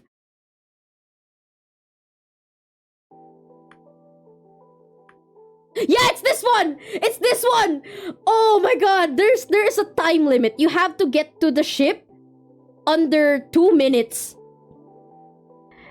And I did not know about these secret passageways when I was a kid playing this game. I was just following the dirt road. And I couldn't do it on time. I kept missing it by like 20 seconds.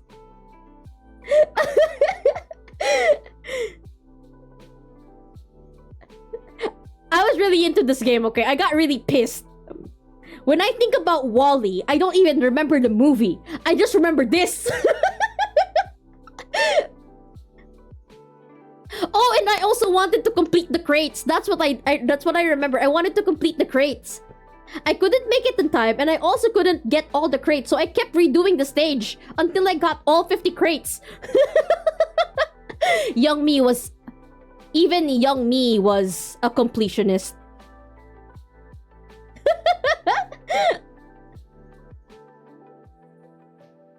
Oh, I wonder if I can still play this.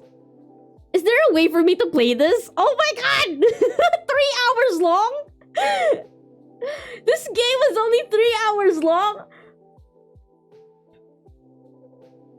Oh, and I remember that area when the edge falls up. If you're not fast enough, you can not make the jump.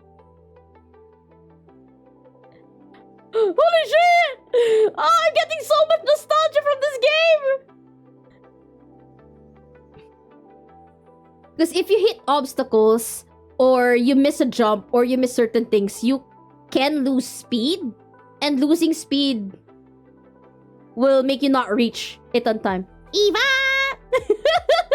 Oh god! Oh, this game! Okay, that's it. WALL-E number 1. WALL-E number 1. WALL-E number 1! This is my sister and I's favorite Pixar movie, aside from Toy Story franchise. She bought a rip-off version of the Lego set of WALL-E off on Shopee. I nailed the WALL-E voice. That's how obsessed I was. I would do WALL-E's voice from the heart. She bought a, what do you call this? A rip-off version of the Lego WALL-E set from Lego. Lego WALL-E set na nga from Lego. And I think she also bought an Eve. That's also, I'm not sure if it's an official Lego design or if it was a, it's definitely not a Lego set, but it might be it's a brick. It's a brick Eve set. So we have a WALL-E and an Eve in her toy shelf. That's how much we love it. Eto na. Okay, up! Oh my god, peak! Peak! Peak! Saan siya? Saan ko siya lalagay? Maybe here?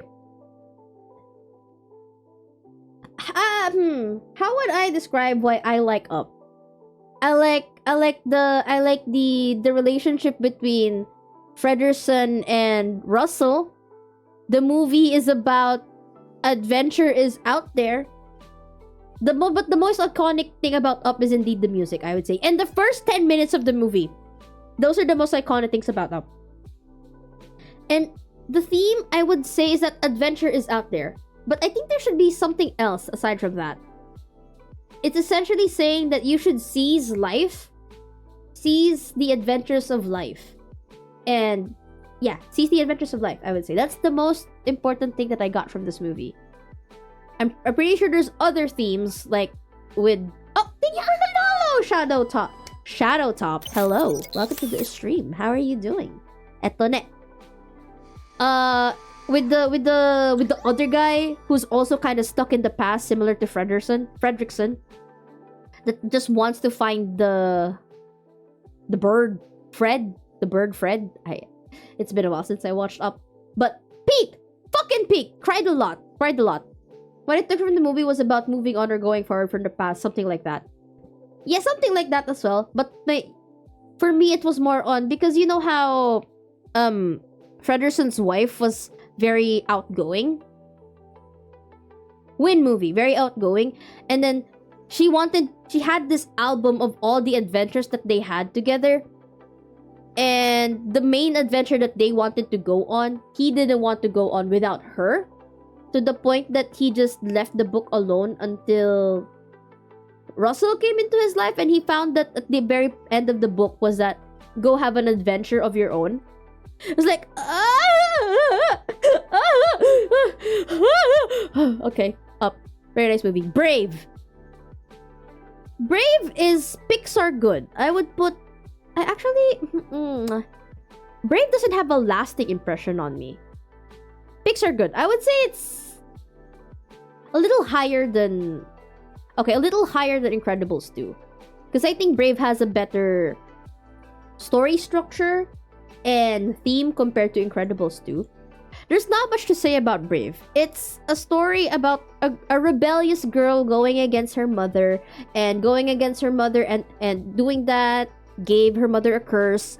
And it's about stepping up to responsibility and family and stuff. So it's good, but it's also not Pixar's best, I would say. Monsters University. Good shit. I would say good shit. Maybe right beside Toy Story 3. Once again, I'm a little sad that when they announced that they were gonna do a sequel to Monsters Inc., that it ended up becoming a prequel instead. I do like that it kind of starts off with the POV this time is not in Sully but in Mike Wazowski instead.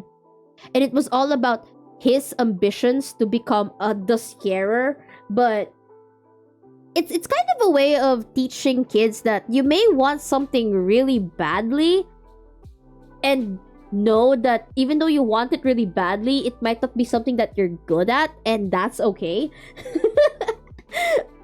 I don't know, is that like a good message to give? Because children have to learn that something that they want is not something that they will always get. You know, like, you can work hard for it. Yes, people tell you that you should work hard for it if you really want it. And that's what Mike did. He worked really hard to get to where he wanted to be, but it just wasn't right for him. Does that make sense? There wasn't really a villain in MU. Was there a villain in MU? I wouldn't say that the director was a villain, because what Wazowski was really good at was figuring out how to make scares be scary. But he himself wasn't scary. He was the mind behind the scarer. So he had strengths elsewhere, essentially. The movie was telling you, find what you're good at. I don't know. I don't know. That was my takeaway from MU. Okay, hold on. Let me find the themes of Monsters University. And being true to yourself. Wanted to play DPS, born to be support. Importance of finding your own path. See, embracing failure as a learning opportunity and the value of friendship and teamwork. Thank you, AI Overview. Yeah, that was what I got from it. Like, it's okay to fail. It's okay to not get what you want all this time. Because if you fail trying to get what you want, you can try to if you have the mental fortitude to reassess what went wrong, where should you go from here, then you will bounce back even stronger. That's what people forget to say. Yes, failure is essential, but you have to realize that when you fail, you have to learn from your failures. You have to figure out, okay, why did I fail? Is it my fault? Is it my environment's fault? Is it somebody else? making me fail or something like that, you have to have an introspective talk with yourself or something like that. You have to figure out why the failure happened, and then learn from there, and then get to your next goal with a new mindset, essentially becoming a new person, like that. I like that theme about MU. The plot, however, compared to Monsters Inc., it was not that good. It was not that bad. Okay, kaya mo yan. Tulog na ako, maaga papasok ko bukas. Good night, sister! Onti na lang to. Inside Out. Okay. This one, I can't really say Inside Out was peak cinema, but it was definitely good shit. I don't know. Inside Out trash? It was fine, because, like, again, the plot for Inside Out was more of... It's a coming of age. You know what? I actually like the plot of Inside Out 2 more than Inside Out 1. I liked Inside Out 2 more than Inside Out 1. Okay, I will put Pixar good. A bit higher than Toy Story 4? No. Behind Toy Story 4. What I like about Inside Out is not the plot, but the way that they are trying to explain to children how emotions work. In a way that they would enjoy. And in a way that adults can kind of understand from the get-go. Because, like, with Inside Out, they're both coming-of-age stories. Wrapped in a Pixar lens. With the first Inside Out, it was Riley, as a kid, moving to a different place. Not wanting to move to a different place and shutting herself out. She's starting to build emotions or have, like, conflicting emotions. You can be both happy and sad at the same time, but she kind of just wants to stick being this one mold. It's if, like, yeah, she just wants to stick to one mode. She just wants to be happy. She just wants to be sad. You know, that kind of stuff. And for a kid that doesn't know how to deal with emotions, this is a very nice movie. Especially with me. I don't know, maybe because I deal with children that have a difficult time processing or expressing emotions, with children with special needs. Inside Out has been very helpful to teach them about these things. Because some of them are, like, angry all the time. Some of them don't understand that in certain occasions, especially as they grow older, that you can have complex emotions. But for them, it's just these 5. It's just sad, happy, afraid, angry, disgusted. It's just all those 5. They have a difficult time understanding that sometimes you can feel sad and happy at the same time. You can feel both angry and scared at the same time, and all that. It's a very nice movie to teach kids about emotions. The plot-wise, I have a gambling addict emotion inside me. How do I solve this? Get rid of the money. You won't have a gambling problem if you finally don't have any money. Get rid of the money. Gamble it all away. You would lose your gambling addiction once your money is gone. I'm kidding. I'm kidding. In terms of, like, the plot of Inside Out, it could have all have been avoided if Joy wasn't a control freak. Yeah, I feel then the plot wasn't organic. Just the start point then and end point with some funny scenes in between. Yeah. That's why I think Inside Out 2 has a stronger plot than Inside Out 1. Because with Inside Out 2, Riley is now an active participant in the story. In Inside Out 1, it was all the happenings inside her head was because of the emotions. With Inside Out 2, Riley is now doing things that is making the emotions inside of her crash the fuck out. Particularly anxiety. And I just like the theme of Inside Out 2 a lot more. Because with if you haven't watched Inside Out 2, compared to how Inside Out 1 was, it was all about you deciding what emotions It's you kind of mixing emotions to an experience. It's you learning to feel different emotions in certain situations. With Inside Out 2, it's you choosing what emotion you would feel in a certain situation. It's now you controlling the emotions. The emotions no longer control you. I like that. I like that shit. I left the movie feeling like I'm a brand new person. I left the movie house like I was a brand new person. I really like Inside Out 2 in terms of themes. And like I said, because Riley was now a active participant in the story, she was doing a lot of shit that was making anxiety more anxious, making the new complex emotion. She was making all the wrong choices. Essentially, she was making all the wrong choices that it felt a lot more like the usual coming of age story that happens when you're like in a high school or middle school setting that's made by Disney. Like a Disney original film. And if you take out the entire emotion or like the inner headspace plot, it could still be a working movie.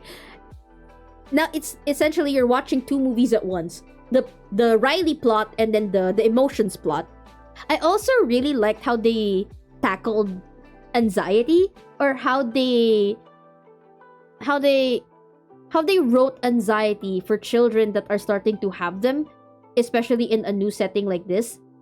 Like they're finally going to middle school. There's changes with their friends, changes in school and stuff like that. So they're now starting to feel anxious about new things. And essentially the movie is telling them that the anxiety or the fear should not control you. It should be you learning how to control the emotions. And I think that's great. And it didn't even vilify. At first, Joy, once again, the control freak that she is, Joy, the control freak that she is, tried to villainize anxiety. But like, everything that Joy does kind of gives anxiety more anxiety. Does that make sense at the beginning? So then when everything that came after it, when anxiety was just starting to lose, she was getting more and more paranoid, more and more controlling than Joy ever was. Joy finally realized that there was also this, oh my god, Joy finally realized that she can't control everything, or like in the same way that anxiety is now controlling Riley. And essentially, the meme that came out of this was that Riley fucking dodged a bullet to becoming mentally ill. She dodged a bullet. Inside Out 2 kind of restored my ruined friendships for some reason. Oh, really? How so? Okay, we only have a few more. The Good Dinosaur, I didn't watch this. I'm so sorry. I didn't watch The Good Dinosaur. I didn't watch it. I do think that I have this conspiracy, actually. I have a conspiracy with The Good Dinosaur. I didn't watch it, but I have seen a couple of scenes from The Good Dinosaur, like clips and stuff. My conspiracy is The Good Dinosaur was a tech demo.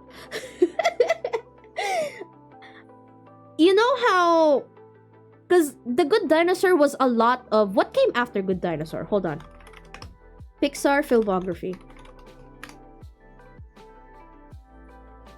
Because there was a movie that came after... That came after Good Dinosaur that made use of a lot of... Finding Dory! There we go. Okay, Finding Dory. So... Good Dinosaur had a lot of aquatic scenes, water scenes, or a lot of nature scenes. So, I think they were trying to test out a new engine that they were going to use for Finding Dory, for the water. Hold on. That's my conspiracy. I don't know what the plot is at all. But now, Finding Dory. I would say this was Pixar good level. or maybe here. Nobody asked for this but Disney. I would still say that it's good, but nobody asked for a Finding Dory. I like that we have a backstory for Dory. I just didn't think that we needed it. I don't think that we need it. Similar to fucking Lightyear. Nobody asked for this but Disney.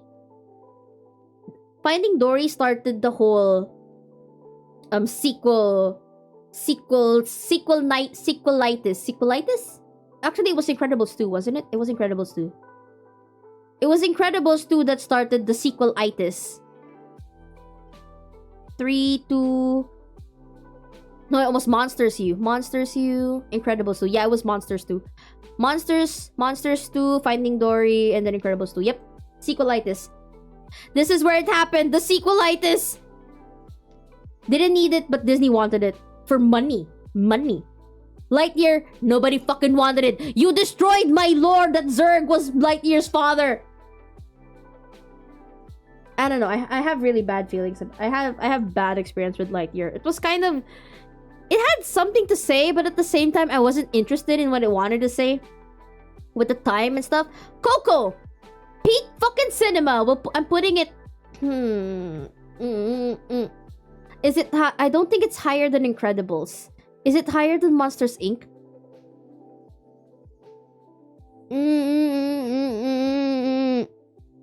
Yes. It's higher than Monsters, Inc. What I like about Coco is that it's music, it's family, and the plot twist was really great. It's a very heartfelt movie, Coco.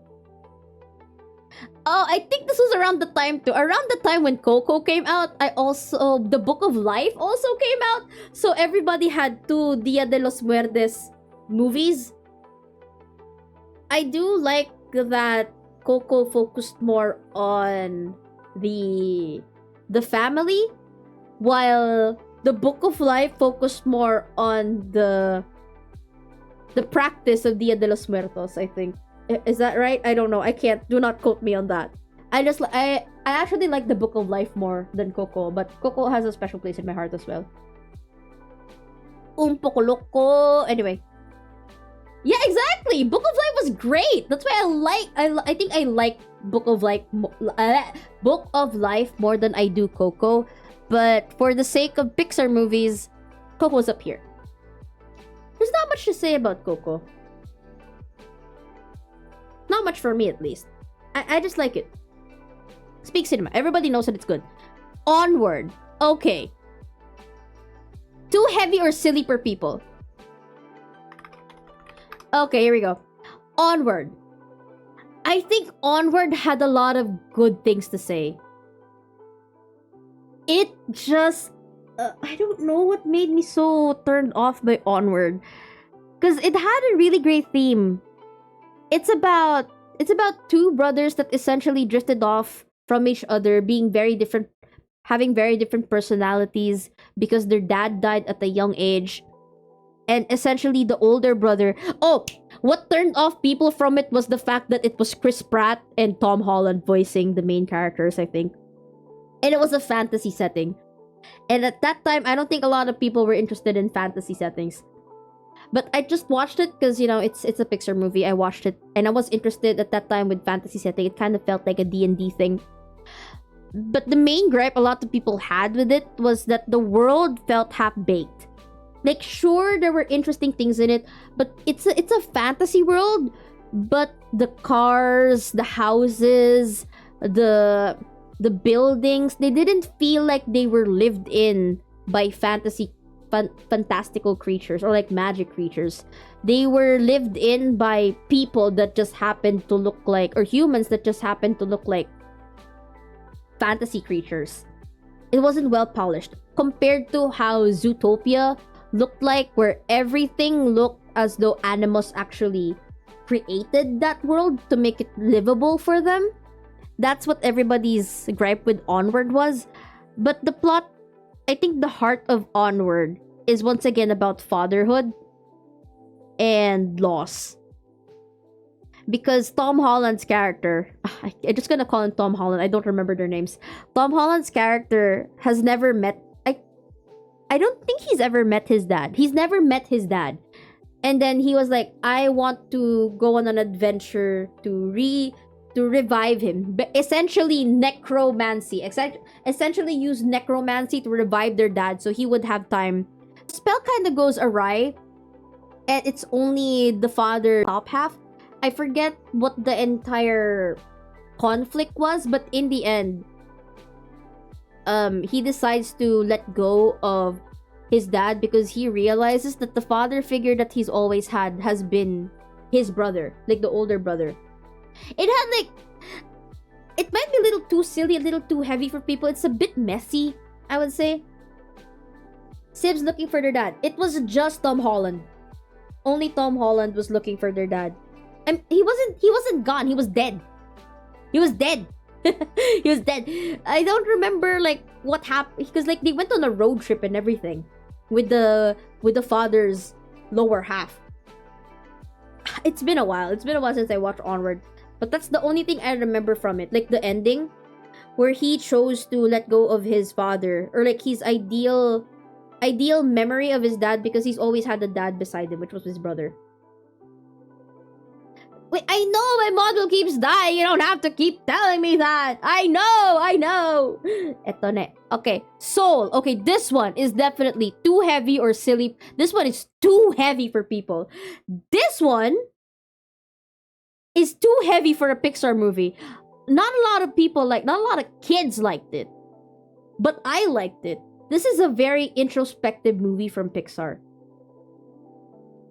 I would say that it's peak, but it is once again too heavy of a subject matter for the usual audience of Pixar. Oh, I was meaning to watch Soul. I like the musical theme. So the theme for Soul is finding... Actually, I don't know how to say the theme for Soul was, because I just have to say that it's the soul. The theme for Soul is the soul.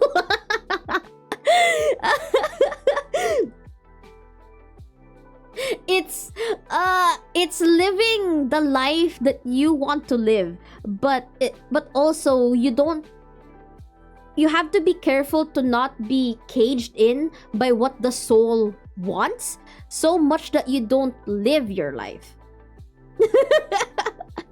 Because like the main character of Soul, I forget his name, the black guy playing saxophone. His dream is to become a well-known saxophone player. Saxophone or jazz player? Jazz player, blues. Is it blues? Hold on, I need to be sure. Is it jazz or blues? I think it's blues. It's jazz. I'm sorry. It's jazz. Hey, you like jazz? You like jazz? Okay, so he's always had this dream to become like a great jazz player. So much so that he starts ignoring everything around him. He's very locked in. He's very locked in that he kind of just let life pass by around him because he's locked in so hard to get to that dream of his that he can't even reach. Kind of like Mike Wazowski from Monsters U. He's very focused that he's not living his life anymore. He knows what he wants and he thinks he knows what he wants. That's what his soul wants. He knows that he wants to play music. But he's not getting it in the way that he wants it. So he's essentially drifting in life, not getting the thing that he wants. So when he dies, it was around the time when he finally starts to get what he wants. He finally gets the chance to play with a popular jazz singer.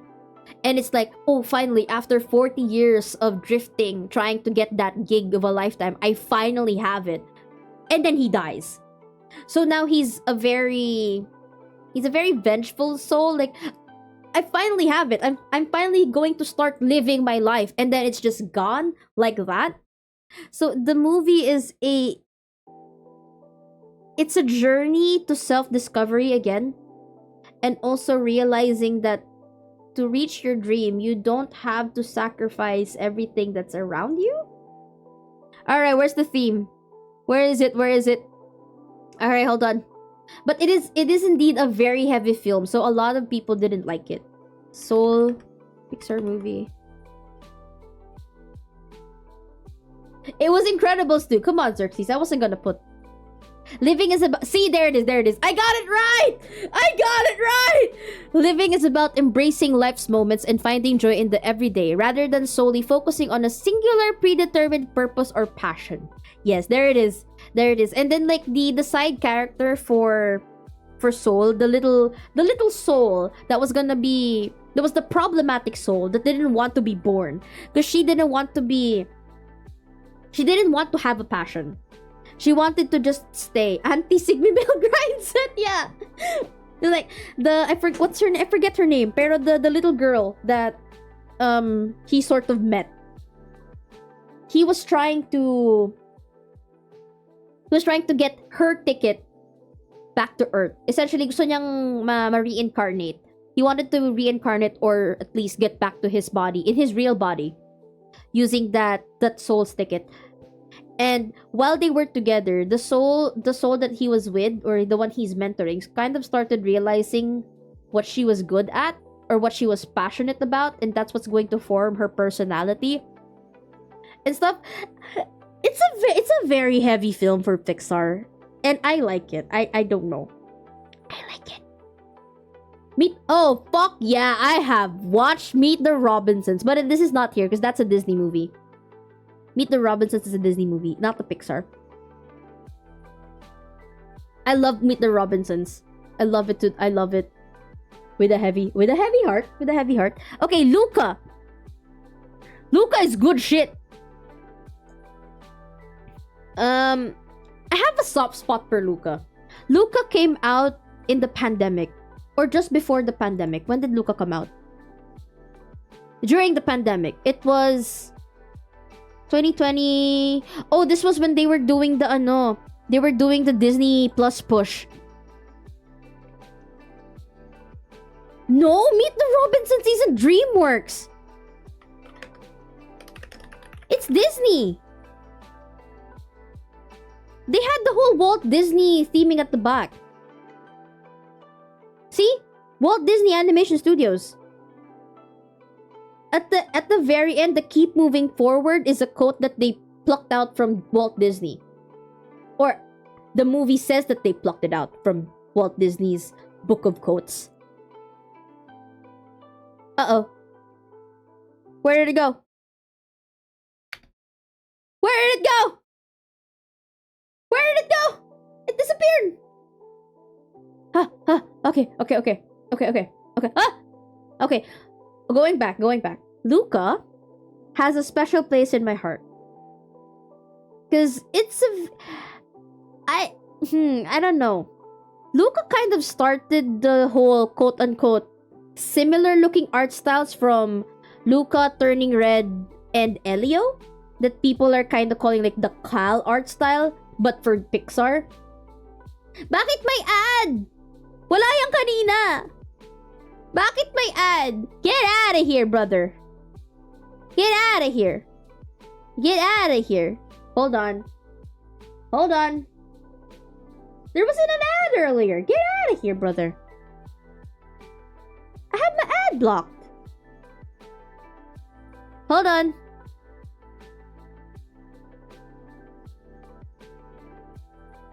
Oh yeah, nawala na siya. Okay, wala na. Boop. And it was just Disney at the time. Pixar is starting to like, yeah, because I was trying to do stuff. Hello, Kiwi! Kiwi, how are you? It was just Disney at the time. Pixar and DreamWorks were separate. Which one? Meet the Robinsons? DreamWorks has always been separate from Disney. It's Pixar that initially started with Toy Story was separate from Disney. And then after the success of Toy Story, Pixar was their own separate studio, and then they tied up with Disney to become the distributor of Toy Story. And then after the success of Toy Story, they kind of merged with Disney, but they're still sort of a separate entity. That's why Pixar can still make their own movies, but In special cases, when Disney wants something made like Finding Dory and Lightyear, they make it. They make it. The ad is lagging my system. That's what happens when Disney tells Pixar on what to fucking do. But most of the time, Pixar will always make original movies. So anyway, where was I? Luca. What I really like about Luca is how nostalgic it feels. You haven't even watched Lightyear? Don't. Save yourself. Don't watch Lightyear. Save yourself. It's not worth to watch Lightyear. Finding Dory, if you have an emotional attachment to Finding Nemo, you can try watching it. It's an okay movie, but nobody asked for Finding Dory. It's a movie that you can just not watch either. So, if you know the plot of Luca, it's about this merman boy named Luca that wants to go up into the surface and see the world, stuff like that. He wants a life outside of sea. I want to watch Red and Luca, but I haven't got around to it. Okay, so I'm not gonna spoil anything. So with Luca, the essential plot was just going out there and exploring, and also finding yourself, and also accepting yourself.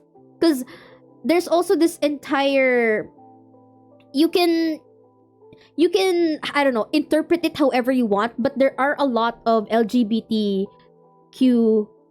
plus people that resonate with Luca, because the whole sea monster turning to a regular human and hiding the fact that you are a very colorful sea monster, mind you, kind of alludes to the fact that you are gay on the inside, but if you want to be with the people, you have to act normal, so you have to hide your true self and all that.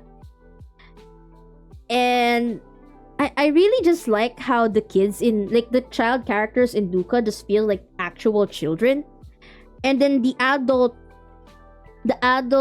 figures in Luca are not villainous to their kids.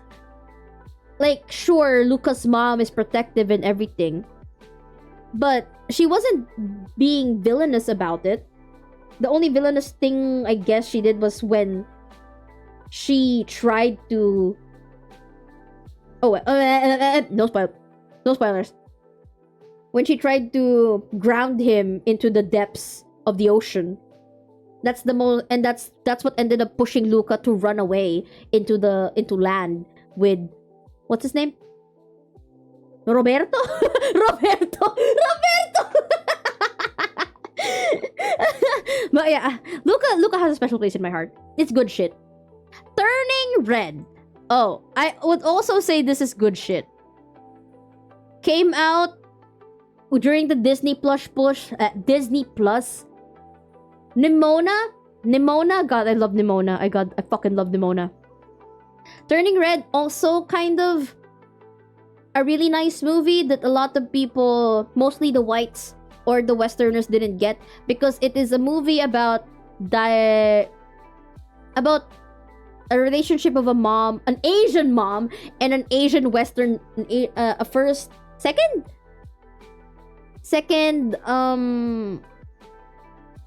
second generation immigrant daughter. Is that Cars 2 or 3, by the way? Oh, never mind, I saw both.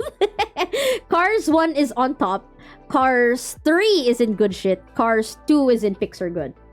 Okay, so rundown for the new people that are in chat. So my peak cinema list right now is WALL-E, Toy Story 2, Ratatouille, Incredibles, Coco, Monsters Inc., Toy Story 1, Up, Nemo, and Cars. The good shit, I would say, are pretty good movies because of the theming that they have, or mostly the theming, not really the story. The theming, or maybe the story, is Inside Out 2, Turning Red, Luca, Cars 3, Toy Story 3, Monsters University, and A Bug's Life. Too heavy for people or too silly for people. That's why it's a divisive set of movie. We have Soul and Onward. Soul is very heavy. Onward is silly. It was kind of half-baked theming on fatherhood. Many didn't like Turning Red, but I like it a lot. I'm gonna go back to it, okay? So, Pixar good. They are good movies, but they're kind of just meh. Toy Story 4, Inside Out, Brave, Incredibles 2, and Cars 2. I didn't watch The Good Dinosaur, that's why it's there. Nobody asked for this, but for money grabbing Disney, Finding Dory and Lightyear. So with Turning Red, the reason why I think a lot of people didn't like it was because it's a very centralized kind of storytelling. This is a story written by an Asian an Asian, like a struggling Asian woman. It's a very personal story. I would say it's a very personal story. A lot of I watched this one YouTuber I watch it in YouTube. He does a lot of animated movie reviews, and I particularly it's Schaeferless. I watch Schaeferless a lot, and out of all the movie takes that he's had, this with Turning Red is the one I disagreed with him the most. I think the reason why I disagreed with him is because he didn't like the storytelling of Turning Red. It didn't resonate with him. I think the reason why this one didn't resonate with a lot of people because it is a very personal story. If you are an Asian woman, if you're an Asian girl with an Asian mother who's very strict and all that stuff, there's expectation, there's generational trauma and all that stuff. Yes. You would feel very seen by this movie. Because like there's this entire you're close to your mother, but your mother has so much expectations, and you're this little girl who wants to be out there, who wants to explore, wants to have fun with your friends. You want to be something more than just a grade A student. I'm related to the story on the Red Panda, yes, but also you have this conflicting feelings of resenting your mother for dictating everything in your life, controlling your life, but also you know why she's doing this, that she loves you, she just wants what's best for you, but at the same time you can't align the things that you want and the things that she wants. I agree with your tier list 100%. Let's go! Basically, it's a cultural film, so it's understandable it doesn't resonate if it's not part of your culture. Yes! Thank you. See, I'm not very verbose about this. I don't know how to properly express it, or I feel like it's being properly expressed in the way that I think people would understand if I just say it out loud. But when I type it, my hands are magic. You did great, thank you. Yeah, so there's that, and I like that entire mystical part of it, that hiding the anger is very Asian. Watch K-pop Demon Hunters. Conceal it, man. Conceal. Don't show them that you are angry. It's an Asian thing. Not showing anger. I almost argued with Sue until it was Incredibles 2 and not Incredibles. Come on! I'm not gonna put Incredibles in down here. Incredible 2 deserves to be there. Elsa, but Asian version. Conceal, don't feel. And Elemental. Similar with Elemental. Okay, a lot of people slept on goddamn Elemental. Elemental and Turning Red have the same reasons why I think they both failed. And it's also here. It starts with Luca. It actually starts with Luca. Luca, Turning Red, and Elemental, and Elio were the first four movies that Disney did not properly promote. They did not properly promote it. They released one trailer that didn't tell anybody what the movie was going to be about. The one trailer I saw for Elemental was the whole romantic angle of Elemental. You know, with Ember meeting the water guy in the train. That was it. That was the only trailer everybody ever saw. So now, if you're an average viewer, you're gonna be like, oh, it's a romance movie based of a fire and a water guy. And then because of Zootopia's cultural impact, they're going, it's just kind of like Zootopia, isn't it? You know, instead of animals, it's now nature characters or like nature people. I'm pretty sure my tablet had ads for Elio during the pandemic.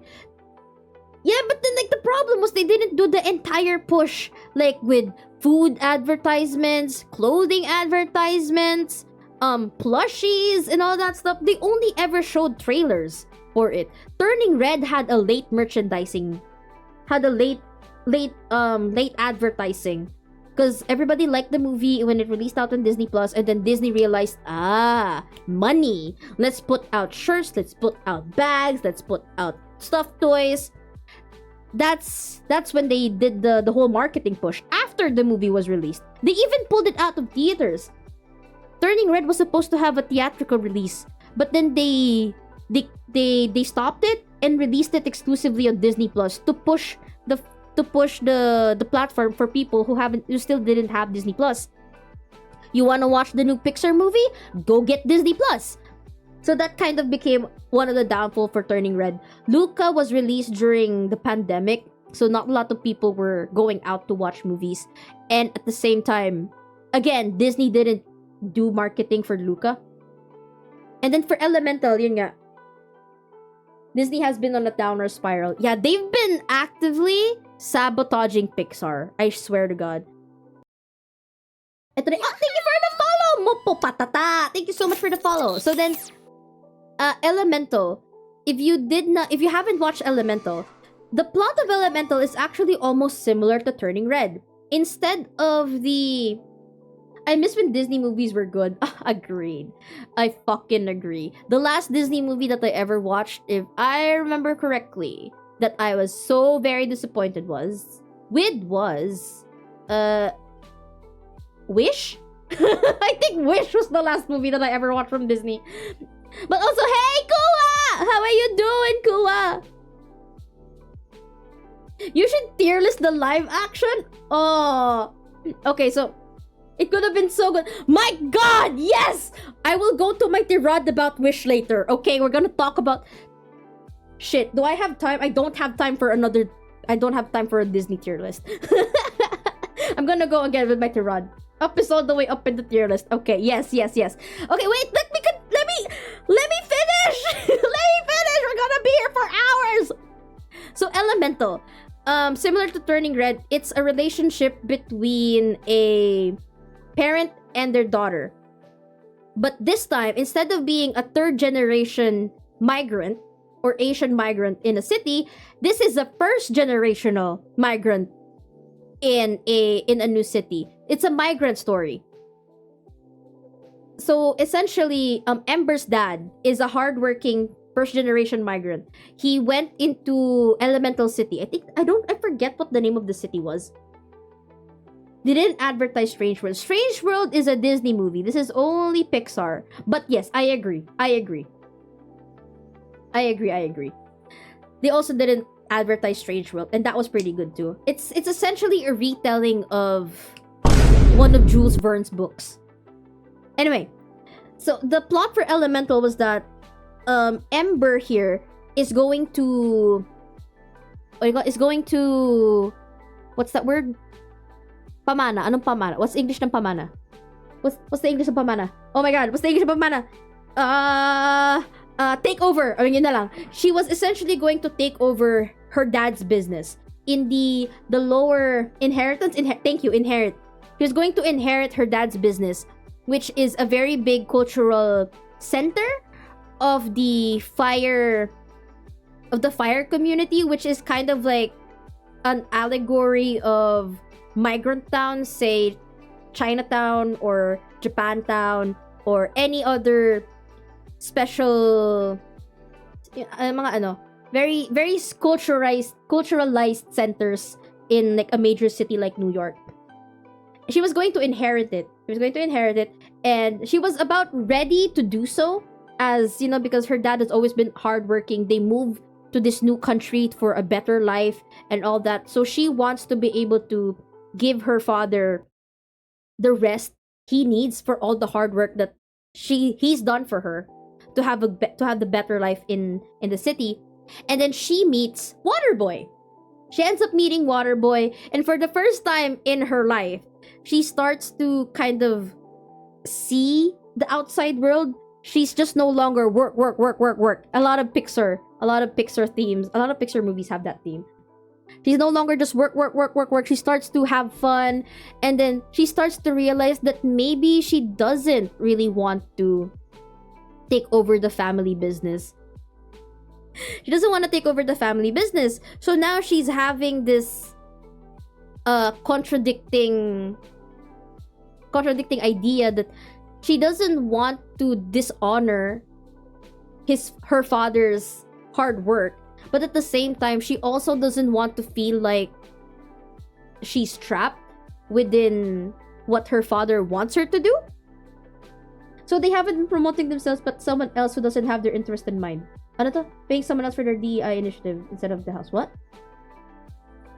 For the older movies in the for movies. Yeah, okay.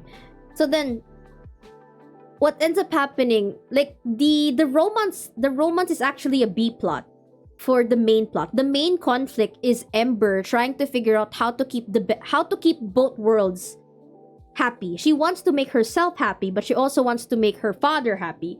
And then at the end, I actually don't remember the ending, but I just really like this movie. It's a very good movie.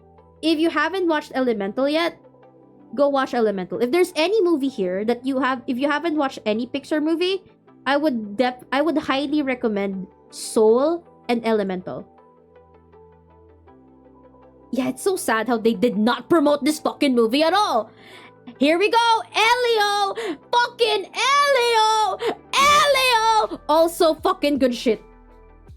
I like the bit about her. Yeah, the glass artistry too. Wasn't she? Oh, like, yeah, her new dream was to become like an architectural, like a glass artist, right? Ha! Very Asian of her. I want to be an artist, father. No, you're gonna take care of the store, the business. But I want to be an artist. That's very Asian of her. Anyway, yes, animated films.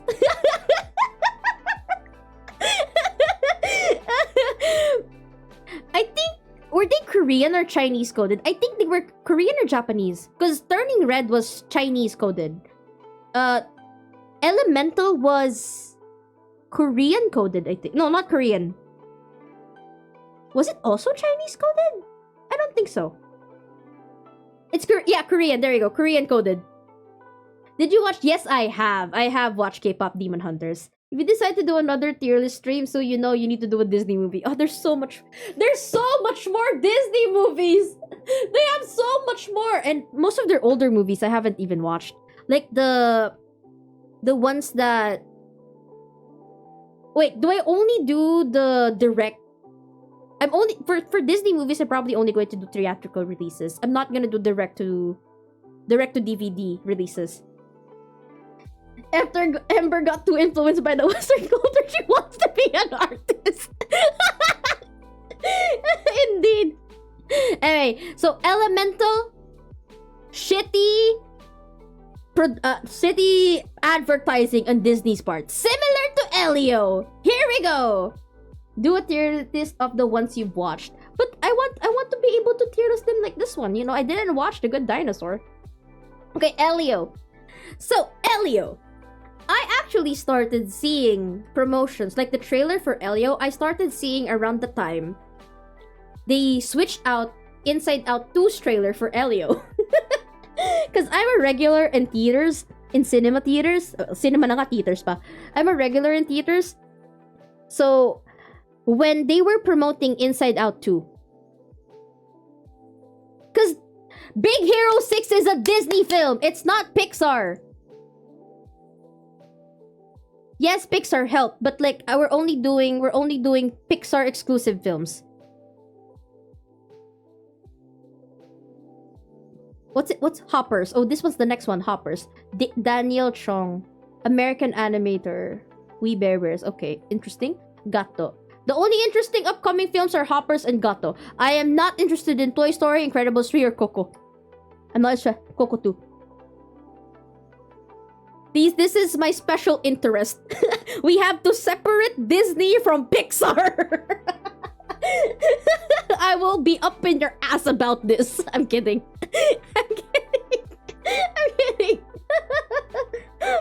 Most people think Pixar and Disney are the same studio, but they are not. This is like the third time I've said it today.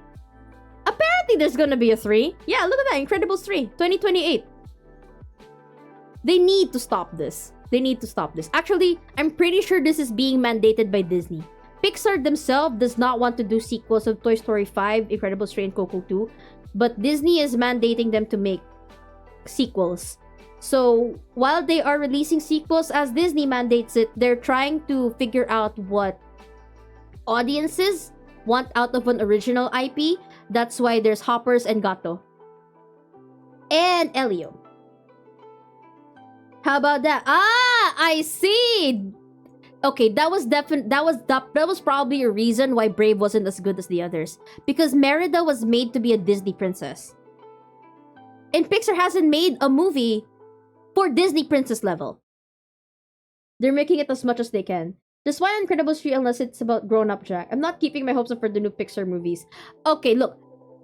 Here's what I'm gonna tell you. For original IPs of Pixar, please keep your hopes up. Because they are trying. They are trying their hardest to figure out what the audience wants for an original IP to make a new IP start again.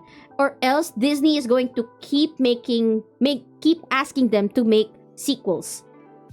Then sequels. Yeah, that's the thing. It's not Pixar making the executive decisions. It's Disney.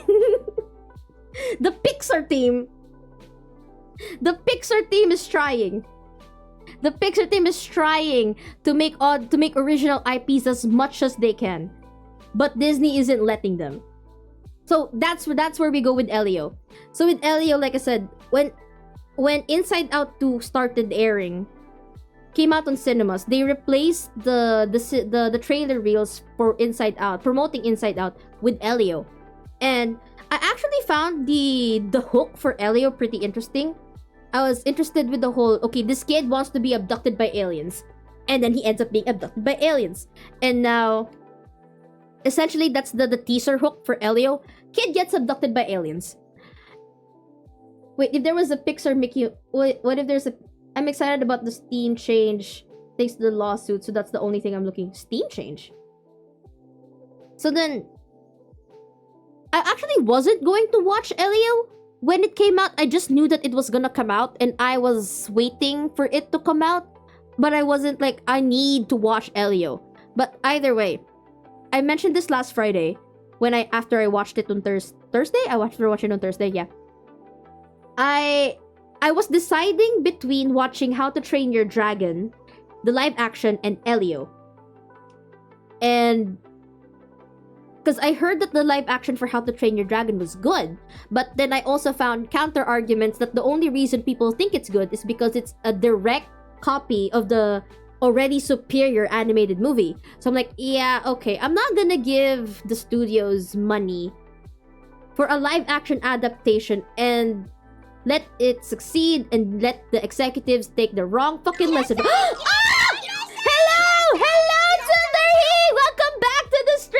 Hello everybody, my name is Sashi, is your local overworked red panda. I am an izakaya waitress by day and a streamer yapper by night. I am a variety streamer from the Philippines. I mostly do yapping streams on Monday, or whatever it is that I might think about. Tuesdays, sometimes also a yapping stream like today. I love movies a lot. I love TV shows a lot. And today, we are doing a Pixar tier list. Eto ne. Oh, thank you for the follow, Team Jinharu! Eto ne. And then, I also play, mostly single player, story-based games, RPG games. That is a constant in our channel. Right now, we are playing Red Dead Redemption 2, which I will be continuing tomorrow if you're interested in that. Yes, you might come back here for my stream, 9 p.m. GMT plus 8, to watch me shoot some bang, some people or animals, if that's your thing. I'm always gonna shoot animals. Eto ne. I'm also into, if you like model kit building, I didn't finish my Megatron Flame Toy model kit last Monday, so I might do that next week or sometime within the week when I have free time to do so. Zaga! Thank you so much for the gift subs! Oh my god, Zaga's back! Hello, Zaga! I will not accept cartoon slander! 5-3! What's up? Okay, wait lang. Eto ne. And yeah, I'm also a Transformers fan. Hello, hello. Eto ne. Sometimes I do art streams and I do a little bit of singing, but not all the time because I have to respect the people in this house want to sleep. So anyway, what were you doing, Tindari? What were you doing? What were you doing? For what do you call your chat? You are called feet? Get ready for feet! Oh, you want feet? Alright. Here you go. You get free feet. For the feet lovers, here's your feet. Hold on. Here you go. Have some very big feet. Oh my shit! What the fuck? Late ko na. Wait! Wait, hold on. That's a very big feet. Alright, there you go.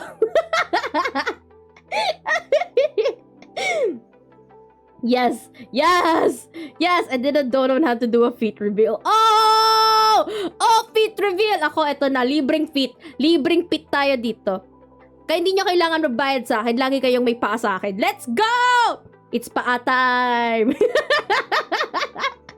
ganyan tayo ganyan tayo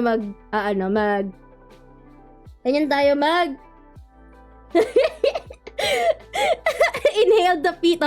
Inhale ninyo. Ayan, so while you are appreciating the feet, what is Sundarhi's chat's favorite Pixar movie? I tell you very specifically that it has to be a Pixar movie, not a Disney movie, not a Disney Pixar movie, a Pixar movie. So it caused negative pressure. Pwede pakiliit ang tier list. Nakatapakan ng pa. Wait lang. Liit ako yung sarili ko. Yan. Kita nyo na siya. Yan. Rundown. My peak cinema. My top tier movies from Pixar is WALL-E, Toy Story 2, Ratatouille, Incredibles, Coco, Monsters Inc., Toy Story, Up, Nemo, and Cars. May nabasa ako dyan, nagkaroon ng negative reaction, violent reaction for Cars 2 being in Pixar good. Sino yon? Bakit? Anong violent reaction mo? Where is Planes? I'm actually wondering why Planes isn't here. It is a Pixar movie, isn't it? Why isn't it here? That is so weird. Planes movie. Oh, it's a Disney movie. It's not by Pixar. It's essentially in the same universe as Cars, but it wasn't produced by Pixar. It was produced by Disney. Produced by Disney Toon Studios. Released by Walt Disney Pictures. That's why it's not there. No wonder the writing was shit. No wonder the writing was shit. It wasn't written by Pixar.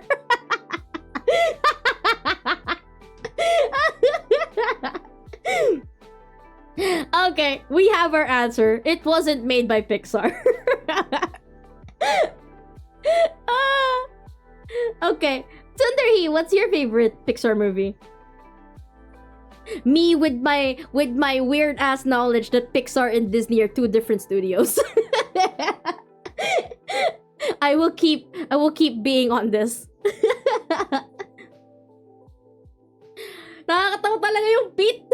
Kailan kayo bababa yung pit? It's just my face, my feet, my fabulous feet. Thoughts on the rumored Toy Story 5? I trust Pixar enough to make it worthwhile, but also I'm not really clamoring for a Toy Story 5. Toy Story 3 was already a perfect ending. Toy Story 4 was a nice addition for Woody's story to end. Toy Story 5 is just She likes the one with the furry animals. So turning right.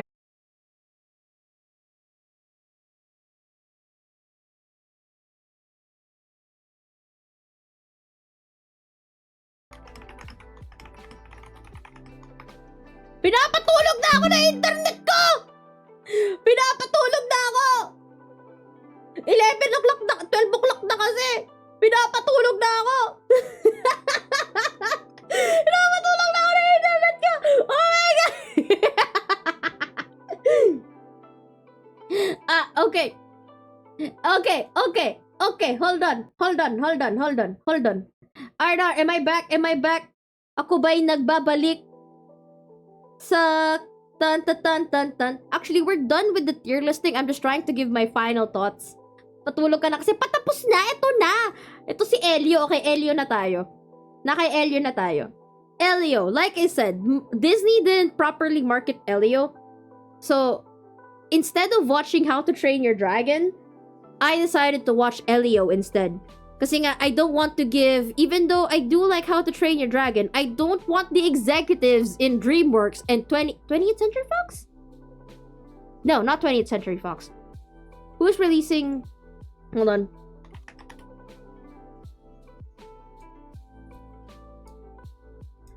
Live action. Who is distributing this? Just DreamWorks? There has to be someone else. The live action. Who is releasing you? Sutot. It's just DreamWorks?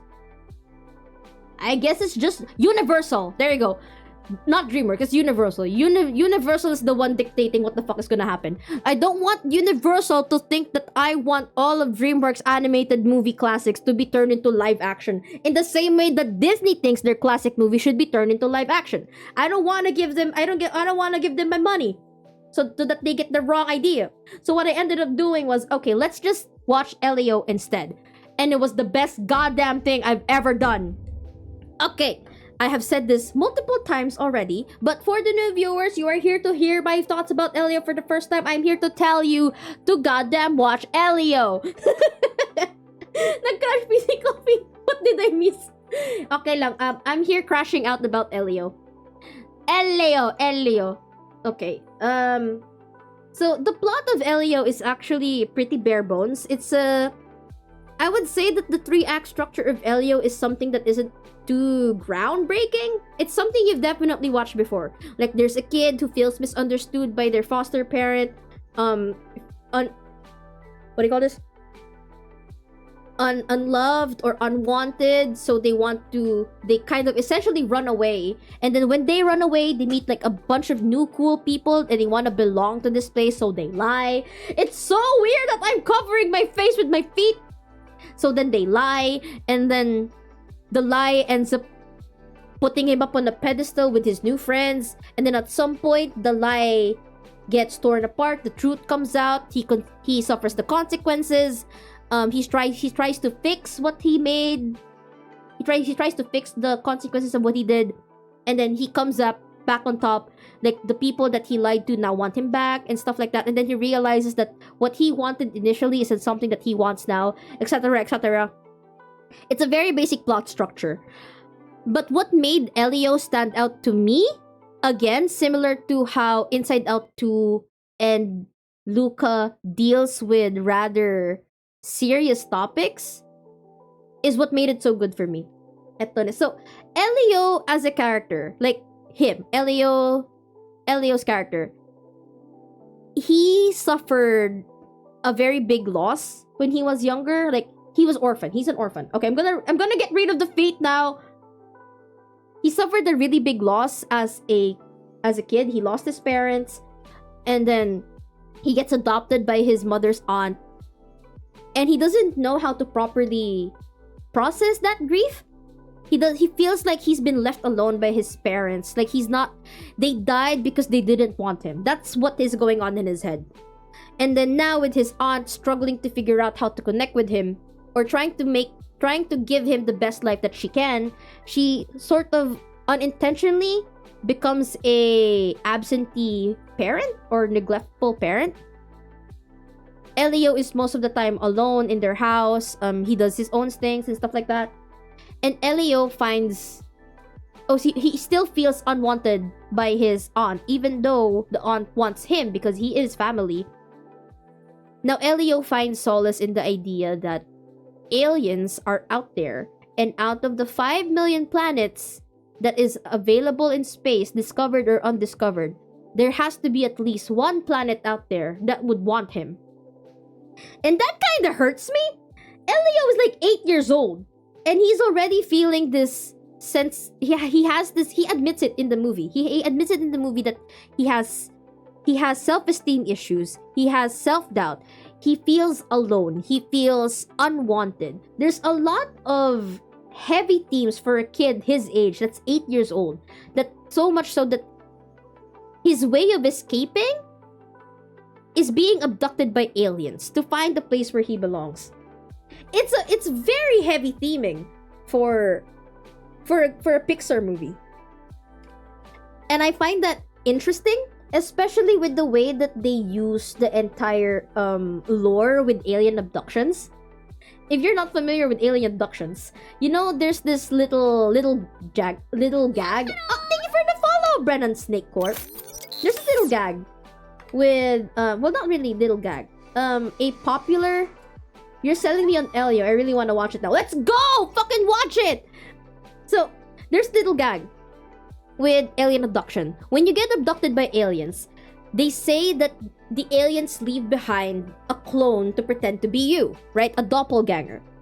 Where's the legs? I have legs, mind you. Hold on.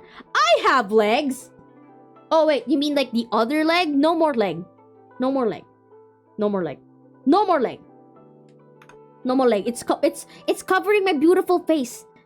Be advised that I ain't much of a talker and a bit shy. That's okay. No worries. Lurkers are free here. Absolutely. We're free to stay here pathetic. as much as you want, lurkers. I yap anyway. I'm a yapper. I'm a yapper. You can just listen to me yap if you're interested to me yapping. And I'm almost about done. It's 12 o'clock. So then, with the doppelgangers, it has this. The themes of Elio are very clear. If you're used to like, if you're used to like critiquing movies or like trying to figure out what the movie is trying to say, this is one of the clearest themed movies that Pixar has ever made. It has a lot of themes of, once again, parenthood and the relationship between a parent and a child. There's also, the sense of wanting to live up to your parents' expectations and also wanting something else. There's a sense of looking for belongingness. There's a sense of finding friends. It's a lot of very clear themes, and I fucking love it. So yun na nga, going back to the whole doppelganger thing. So Elio ends up having a doppelganger on Earth while he's in space, so that his aunt doesn't realize that he's not there. And his aunt realizes that Elio suddenly becomes this perfect version of himself. She seems like she's happy with the doppelganger Elio, and when Elio sees that, he's like, oh, my aunt doesn't even realize that I'm gone. It's like she doesn't really want me, so I'm just not gonna go back. And then like in that, I'm sorry if I'm spoiling this already. I'm just like speaking of themes. And then I'm not gonna say anything. And then you find out later on that even there is another character that ends up having a clone.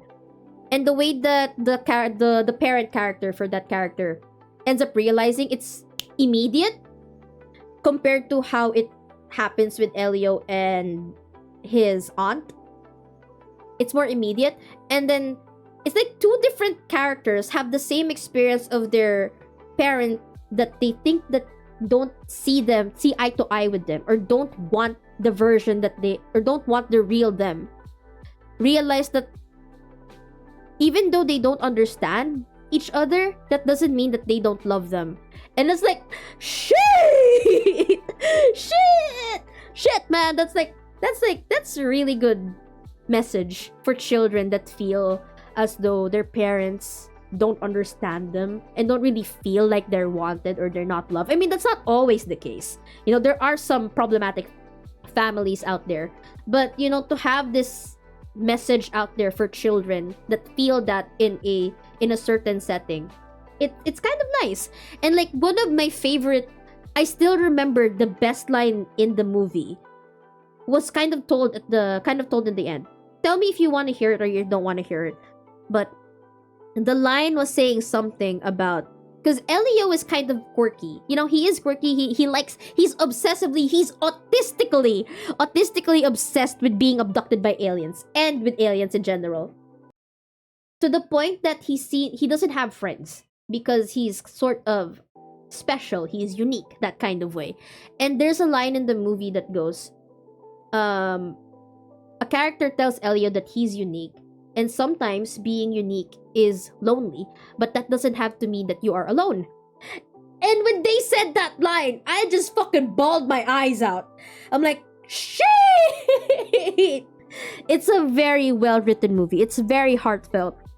So if you're going, so like similar to what I said earlier, if you're gonna watch any movie from this tier list that you haven't watched yet, it's Soul, Elemental, and Elio while it's still in theaters. Please watch Elio while it's still in theaters, because the team that wrote Elio, the Pixar team that wrote Elio, I think there was an interview that I saw on Twitter, or like a snippet of an interview that I saw on Twitter, that is it good for toddlers? It can be. It has a lot of humor that I actually laughed at too. And there's also certain parts in this movie that makes it feel like what's that alien movie? Encounters of the Third Kind? Rewatch WALL-E. Yes, rewatch WALL-E. It's still fire. Tama ba yun? Encounters of the Third Kind? Sorry, Third Kind. Is it this one? This is an alien movie. Sort of a horror alien movie. Close Encounters of the Third Kind. Sci-fi thriller. There were some shots in this movie that made it feel like it's from the Close Encounters of a Third Kind. A little bit of Alien versus Predator too. It knows what it was referencing. It knows the kind of it knows the genre it is in, and what genres it can reference, or what other movies it can reference. It's pretty nice. My friend that was watching me was like going, "What the hell? I thought this was a kids movie. Why is it turning into a horror movie? It's an alien horror movie!" I think it'll be good for toddlers. It doesn't really have anything that would make toddlers. In a sense, it's one of those. It's Pixar. I don't know. It's a Pixar movie. It's one of those movies that if you are too young to understand what the movie was trying to say, it'll be a good movie. But if you're a little bit older and can now critically think or have an opinion about the movie, it'll be one that you can either really love or one you can either really hate. But so far, Elio, in terms of like the themes that it had, it floored me. This kind of movie is what I want from a Pixar movie. They haven't been making peak Pixar movies in a while, but they still have that touch. They know the stories that they want to tell, and they're going to tell it in the way that they want to. If only Disney doesn't fucking stop them from doing so. As I was saying, there was this one interview that I saw that Pixar, right now Pixar looks like it's all over the place with like Turning Red, Luca, Soul, Elemental, Elio, Inside Out 2. They're kind of all over the place with what kind of stories they want to tell. It's because they're trying to figure out, apparently, they're trying to figure out what the modern consumer. I wanna bang this. No, not for real though. Me too. But they're trying to figure out what consumers want to watch, or like what consumers want to get from an original IP.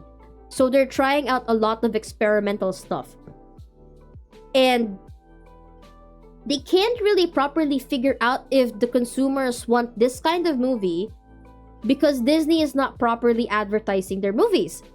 Not to mention, Elio is essentially came out after Lilo and Stitch. And Lilo and Stitch is also an quote-unquote alien movie. And Disney marketed the shit out of that. There were commercials, there were a lot of promotional posters, they were releasing like clips not even from the movie and stuff like that. But Elio, what did Elio get? Oh, there was also like production deals with Stitch, merch items for Stitch before the movie even came out. But with Elio, there was none at all. It was only the trailer, the first 2 trailers, I think. And, you know, if you're on Disney Plus, I guess you would regularly see Elio. But if you don't have that, you don't have access to cinemas, you wouldn't see Elio anywhere. And then as for, I think Hoppers, if I remember, the plot for Hoppers is... I actually don't know what the plot for Hoppers is. I just know that it's about beavers. It's about a girl who has her brain kind of transplanted onto a beaver because a scientist kind of wants to know, or like wants to blend in with beavers to learn about their natural habitat, or like their natural instinct and stuff like that. I don't know what the main theme is gonna be, but that's the hook for Hoppers. Gato, I think, is Pixar's attempt at having a flow. Only a lesser content of Mr. Incredible on this mixy little. Gato, if you're familiar with Flow, I think they're going. This one is going to be set in France. I think Gato is set in France. I think they're going to try and recreate the energy of Flow, but I might be wrong. I just know it's about a cat. That's all I know. Toy Story 5 Incredibles 3, I don't know what the plot of 3 is. Hopefully it's better than 2. Kind of like Cars 3 with Cars 2. Hopefully. Coco 2? I don't even know what they're gonna have a story about Coco 2. Because like the story of Coco is done. What are they gonna talk about? Go back to the land of the dead? What is Coco gonna motherfucker? Oh no, not Coco. What's his name? What's the kid's name? His name is not Coco. What's the kid's name? Is he gonna fucking die? I don't know. Coco 2 doesn't feel like it's necessary. Incredibles 3, sure. Alright. Toy Story 5, sure. You can make some theme out of it and stuff. Miguel. Visit grandma maybe? Yeah, but like what's the story gonna be? Anyway, you can always think of a new twist. Yeah, I agree. Would it be better than the first movie that they have? No. Would I be interested in watching it? Probably in Disney Plus. Because I would not give them money thinking that I want more sequels. But yeah, Pixar is trying to create as much original IP as they can to slot in between company mandated sequels, because they don't just want to keep making sequels, essentially.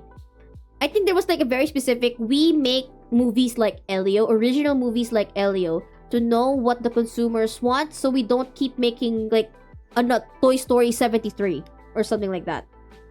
So that they don't keep making sequels. And I kinda like that.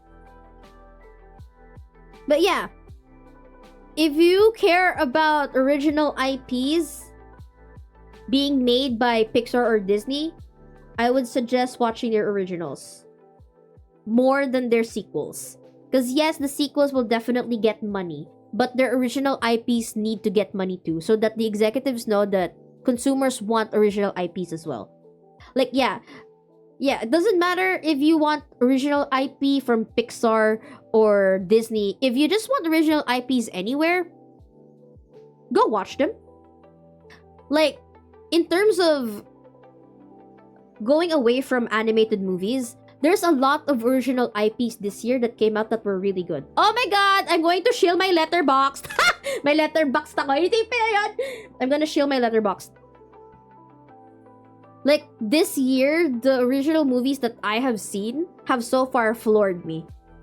Sinners is really good.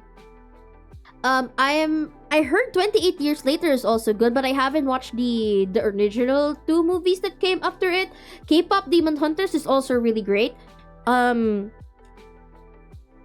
new movie that's gonna come out that's in horror. I don't even like horror, but I'm very interested in watching Weapons.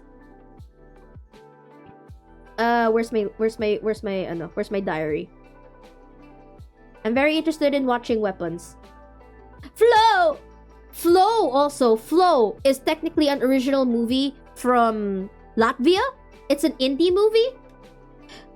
So like, yeah, it's a pretty good movie. If you want to watch Flow, it's kind of like Wall-E. Oh, if you haven't watched Flow, wait, where's Flow?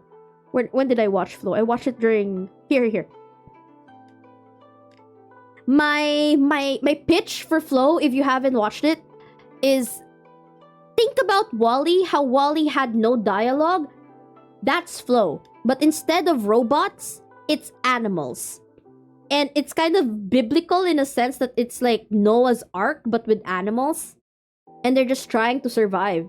It's also kind of like a found family movie. Oh, it's not loading. Anyway, what else? What else is an original movie that I liked here? Mickey 17, pretty nice. I like Mickey 17. Original movies. Sinners, pretty good. Mission Impossible, a franchise, but also pretty good. Elio and K-pop Demon Hunters. Let's go! Okay, but that's enough for me. Stream is gonna crash. No, it won't. Okay, that's it. I'm done yapping. Here is our final tier list. I should go look for a Disney tier list. Hold on. I will save this. Save. Pixar.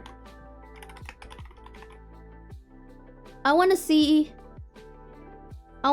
if, like, how many movies there are if I do a Disney tier list. Okay.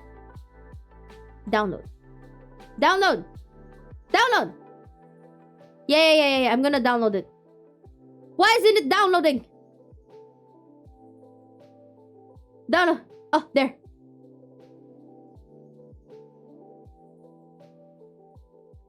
The only Pixar tier list we follow. I'm just happy that everybody agrees with the tier list. I thought I was gonna have, like, a polarizing opinion tier list. Oh, we're gonna put it here. Tier lists. Here we go. Pixar. Okay, let's look for Disney. But I'm not gonna do it today. We'll probably do it next week. Disney Channel. I'm looking for movies, buddy. Disney animation series. The all movies of Walt Disney Animation Studios, Disney Toon Studios, and Disney Pixar. No, just Disney. Walt Disney Animation Studios. Here we go. 60? Holy fuck. Through 2021. Oh my god. How many fucking movies is this? I'm lagging!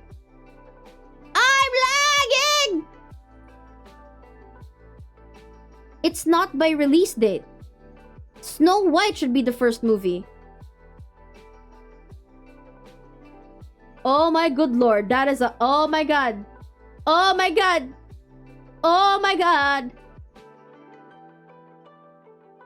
60 fucking movies! That's gonna be double the length of what we did. Well, a lot of these I haven't watched, especially the older ones.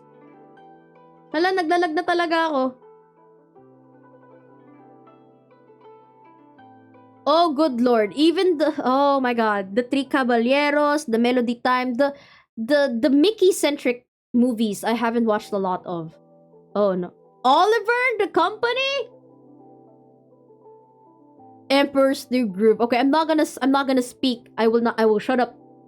This is for something. This is for another day. 60 fucking movies. Holy shit. This is gonna be a marathon? No. I'm going to immediately... Blue, haven't seen immediately. Is that it? Is that 60? Is that all of it? Where's Wish? If I don't see Wish, then this is not complete. Wish is the last Disney movie that I remember. Oh my god, Home on the Range. We need to put... I don't think this is 60 already? 2, 4, 6, 7, 7, 14, 21, 28, 35, 42, 6. I guess. I guess. Nag-I guess na lang. And then, Disney original movies. Oh wait, no, not the Disney Channel original movies. No! Disney movies. Walt Disney Animation.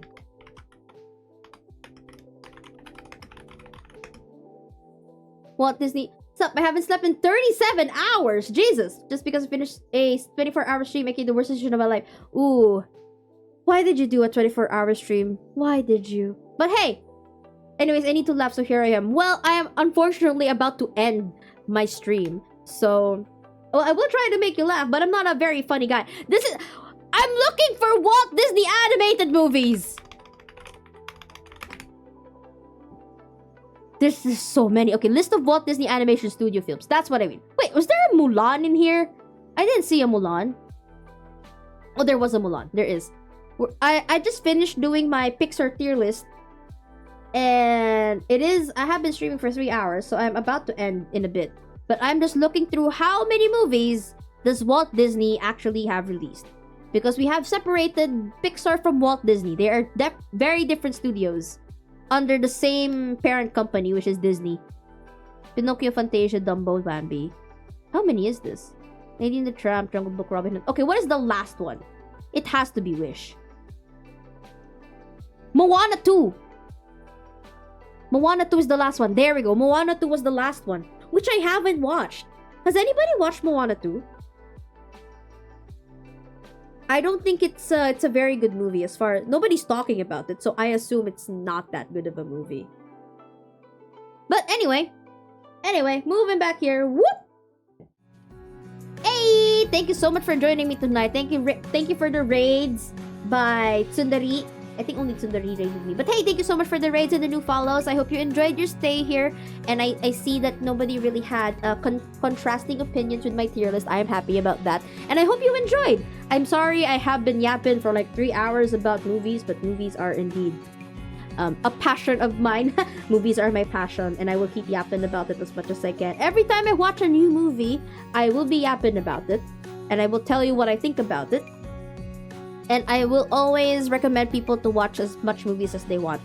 In a sense, watching movies is a way of escape for me. It's how, I don't know, it helps me process emotions or thoughts. It helps me. It helped me process in a way. Makes me realize things that I don't normally realize. It's like, it immerses me with stories that I normally wouldn't find by myself and stuff like that. And I'm a visual learner. I'm a visual learner. Books, I used to be really into books, but then recently I just prefer watching things. But anyway, thank you so much for joining me tonight. Okay, hold on. Let's look for somebody to raid. But also, here we go. If you're interested, here we have a Discord server. Come join us. I also have a YouTube and I post in VODs. So far, I think I have the most of my VODs that I haven't posted yet is related to my Red Dead Redemption streams, but everything else like the yaps are going to be there every Thursday and Friday. I haven't changed that. Oh, I'm sorry, Angel. Yeah, you're late. Don't worry. I'll post the tier list in the Discord server and in our chat. Yes, in our group chat.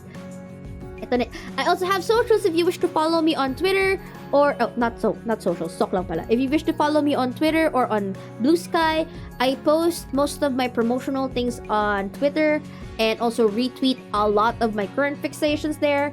On Blue Sky, I intend to post my art stuff there and a little bit of yapping from me. Like, it's just going to be like my echo chamber of where I post stuff. It's gonna be less of a promotional area than Twitter.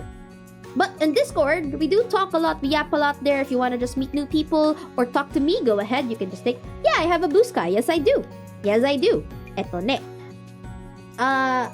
What else? Tomorrow is another stream day. We will be playing... We will be continuing Red Dead Redemption 2.